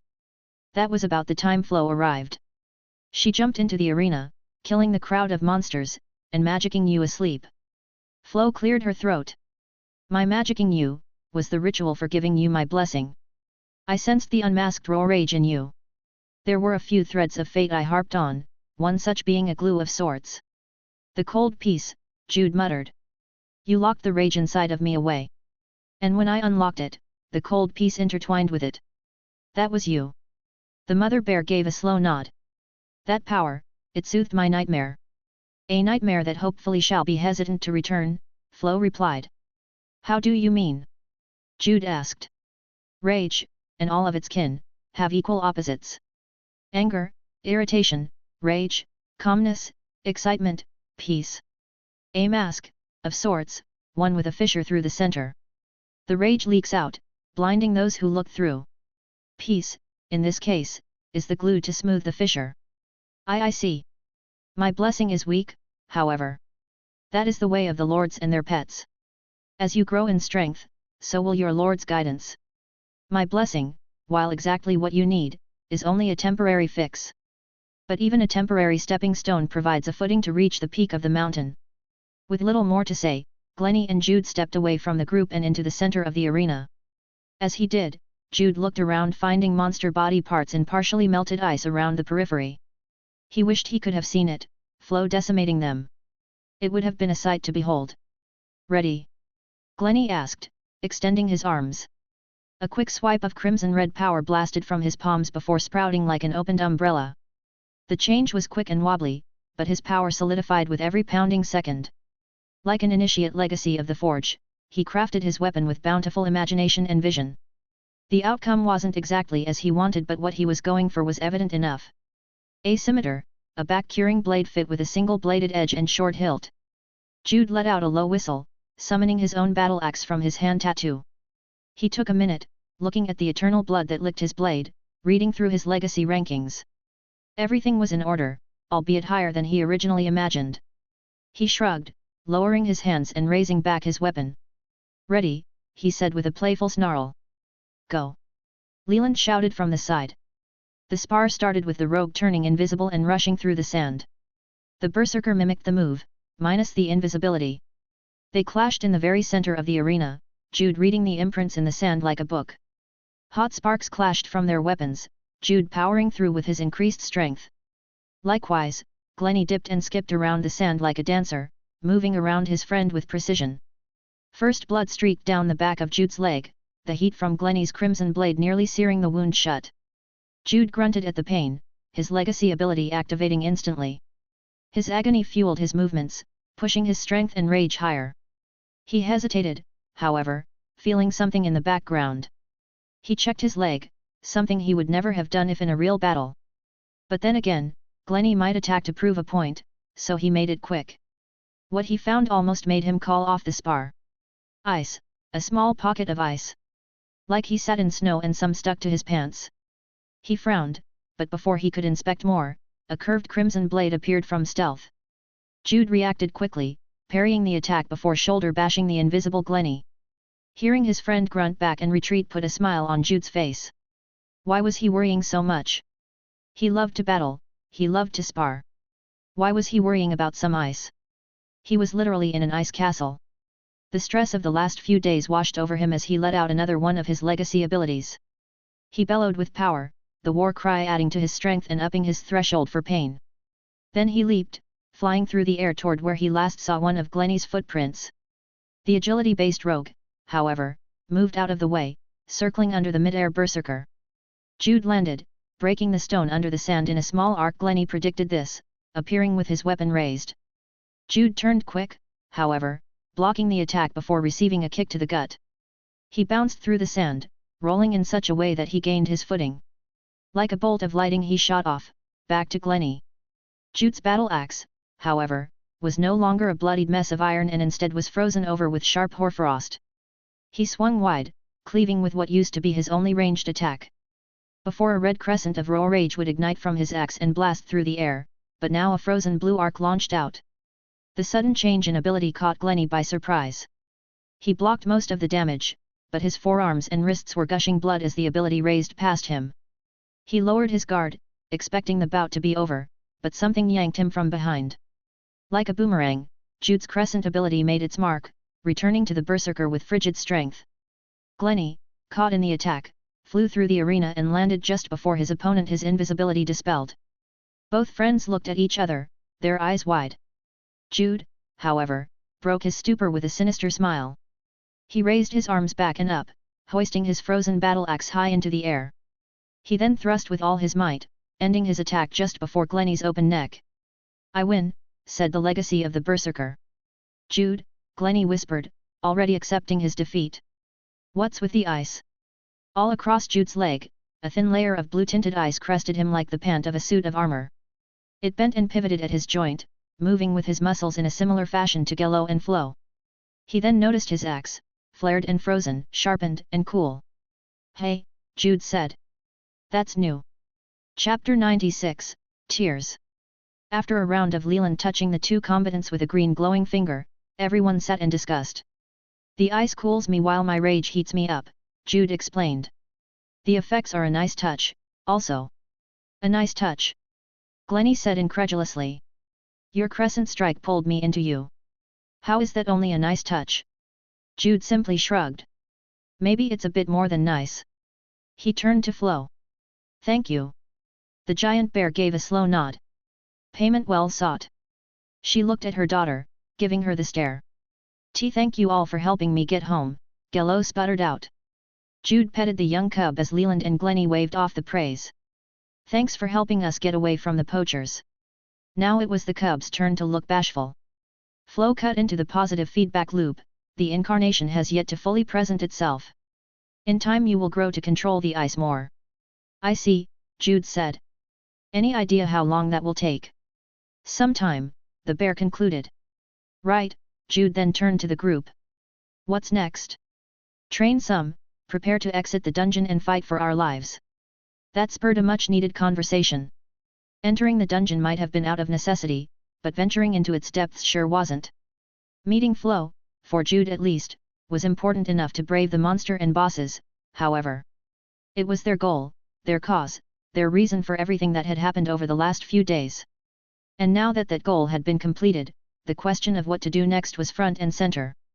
They had 2 more days until they ran out of time to compete in the herb gathering competition, which put them on a bit of a schedule. Luckily the exit to the dungeon was rather close. Just through Ice Castle and across the snow fields. There's another exit, Gelo muttered into her fur as the conversation drifted. Flo shifted her weight at the declaration. The final dungeon boss, yes, Leland said with his face scrunched. Sorry, I assumed that to be Flo, and for obvious reasons we are not going to try to kill her to open an exit. It's not mother, Gelo squeaked out. Then what? Leland took a deep breath. It's your father, isn't it? He asked the cub. Gelo didn't answer, instead nuzzling into Jude, hiding her snout. Jude gaped at that and said, we don't have to. No, it is fine, Flo interrupted. He is no longer who we wish him to be, and instead is another mindless drone to that accursed dungeon core. A pawn for those above. What does? You may kill him, yes. But I ask you not, the mother bear continued. It has been many years since I made my vows. I am the only one who may kill him. To reset him. Gelo, through all of this, kept her head firmly planted into Jude's hip. If she could, she'd have covered her ears and or simply left the conversation. Her father was a trying topic for her to speak about at all, but when her mother was involved, things only grew worse. After all, how was she supposed to sit around and listen to her mother talk about killing a loved one? Again and again. It was why she wanted to leave home, it was why she wanted to run away. Sorry if this is a rude question, Leland declared. I'm unfamiliar with how the magic of dungeons produces sentient beings. So, can you explain more about resetting him? Sentience comes with age. Centuries after a dungeon releases its spawn into the real world, centuries of being uncleared and left alone, enough knowledge is passed between core and monster. Specifically the boss monsters, Flo said with a deep breath. She continued, like King Everald. He is starting to learn, or rather, was. Him being killed, he now will be reset to primal instincts and thoughts. The boys' faces fell at that. They had reset the king, a monster who could speak and have intelligent, albeit enraged, conversation. A dull gnaw found each of the boys' stomachs and Jude shifted, pulling Gelo closer. We are so sorry, we didn't. Everald's intelligence is no issue, Flo interrupted. After a certain level of intelligence he always attacks me for dominance over the dungeon core. Killing him early does not create any woe for me. Then why keep him intelligent at all? Glennie asked. The worm wasn't intelligent, right? No, and with King Everald, it is simple. He has tried too many times to kill Gelo. Her father and I used to kill him every time he spawned, but we tried an experiment and found that allowing the king some intelligence allows for Gelo to walk free. Leland spoke at that. I assume Everald controls the monsters in the castle then? So they won't attack Gelo if he doesn't. Correct. Then us killing him does create woe for you and Gelo. If he's going to attack her on sight, she can use the experience. Mother, the cub yelled into Jude's shirt. It is true, daughter. You must grow stronger. One day Mom. Stop. Gelo screeched, pulling her head away from her human pillow. The cub turned, her white and blue fur waving with rushed momentum. Tears fell and froze down her face as she yelled, please. Just stop. With that, the cub ran off through the sand and out of the arena. A few seconds passed before Jude got to his feet and chased after her. Flo let out a pensive sigh. I apologize that you all had to see that. Gelo is a little young. Leland supplied. Well, yes. But she is acting exactly like I did, Glennie interrupted. I lost my mom not long ago, so I get it. Losing her didn't just break my heart, but it also strained my relationship with my dad. How do you mean? Flo asked, shifting into a delicate position. The rogue thought for a moment. He always wanted to talk about her. What she meant to him, how much she loved me, how he will always love me, just like her. It grew to be an annoyance. I knew it shouldn't have, and I knew that he was only trying to help me grieve, but it did. And I didn't know how to not be annoyed with him, so I took out that frustration on him. And pushed him away in the process. Even now, I haven't written to him like Jude and Leland have with their parents. Leland even has special paper and ink, so I know he'd get the letter. I don't know. After she passed, I don't know. But I know how Gelo feels, especially when my dad tried to prepare me for a time without him. I can hardly think about losing my mom, and then he reminds me that he's going to die as well. I ran out of a few conversations before as well. Glennie took in the silence, looking at a hesitant Leland and a pondering Flo. "Sorry, that was a little rambled," he said. "No, no," the bear said. "Why, you have given me something to think about." They were quiet for a long moment before Leland asked, "If you don't mind me asking, but how did he die?" Flo looked up from her blank stare. She exhaled, sending a waft of icy mist out of her nostrils. "Not long after I met the town creator of Frostford, a visitor came to the settlement. A legacy of big game, he called himself. Is that an actual lord? I don't know. But he came upon the windy rumor about me and decided that my pelt was worth more than anything. He found the entrance to the dungeon not long after that. Back then it wasn't hidden and the meeting stone wasn't destroyed. The poacher, as we came to refer to him, entered the dungeon and made short work of the worm and Everald. Gello was very young at that time, so small, so frail. He came with a team, splitting our attention. I fended off the lackeys while Gello's father dueled with the poacher. He lost. And the poacher? What happened to him? You killed him, right? Glennie asked. No, and until this day, it is my gravest mistake. Flo abruptly stood and stretched, shaking off the year-long nap she had just woken up from. I stayed with Gello, expecting more to come. They never did, and I could have helped my husband in the meantime. It took me hours to realize something was wrong. But by then, it was too late. Interestingly enough, my husband's pelt was never taken, so I can only assume the poacher was injured to the point of retreat. Was the poacher ever found?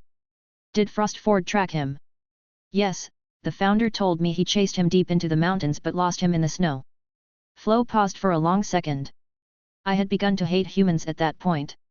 I wanted to do nothing more than to rip apart Frostford and the mountains, especially when my husband respawned. I spent many years in an unending rage not unlike Jute's own, killing the dungeon core over and over again. As my power increased, so too did my madness. How'd you get out of the rage loop? Leland asked. Gello, Flo said, barely audible. She became like a guiding star in the night sky. My own little happiness beacon. Cut my rage with nothing more than a silent tear. So the poacher is still out there? Glennie asked. Indeed. I suspect those poachers after Gello are part of his entourage.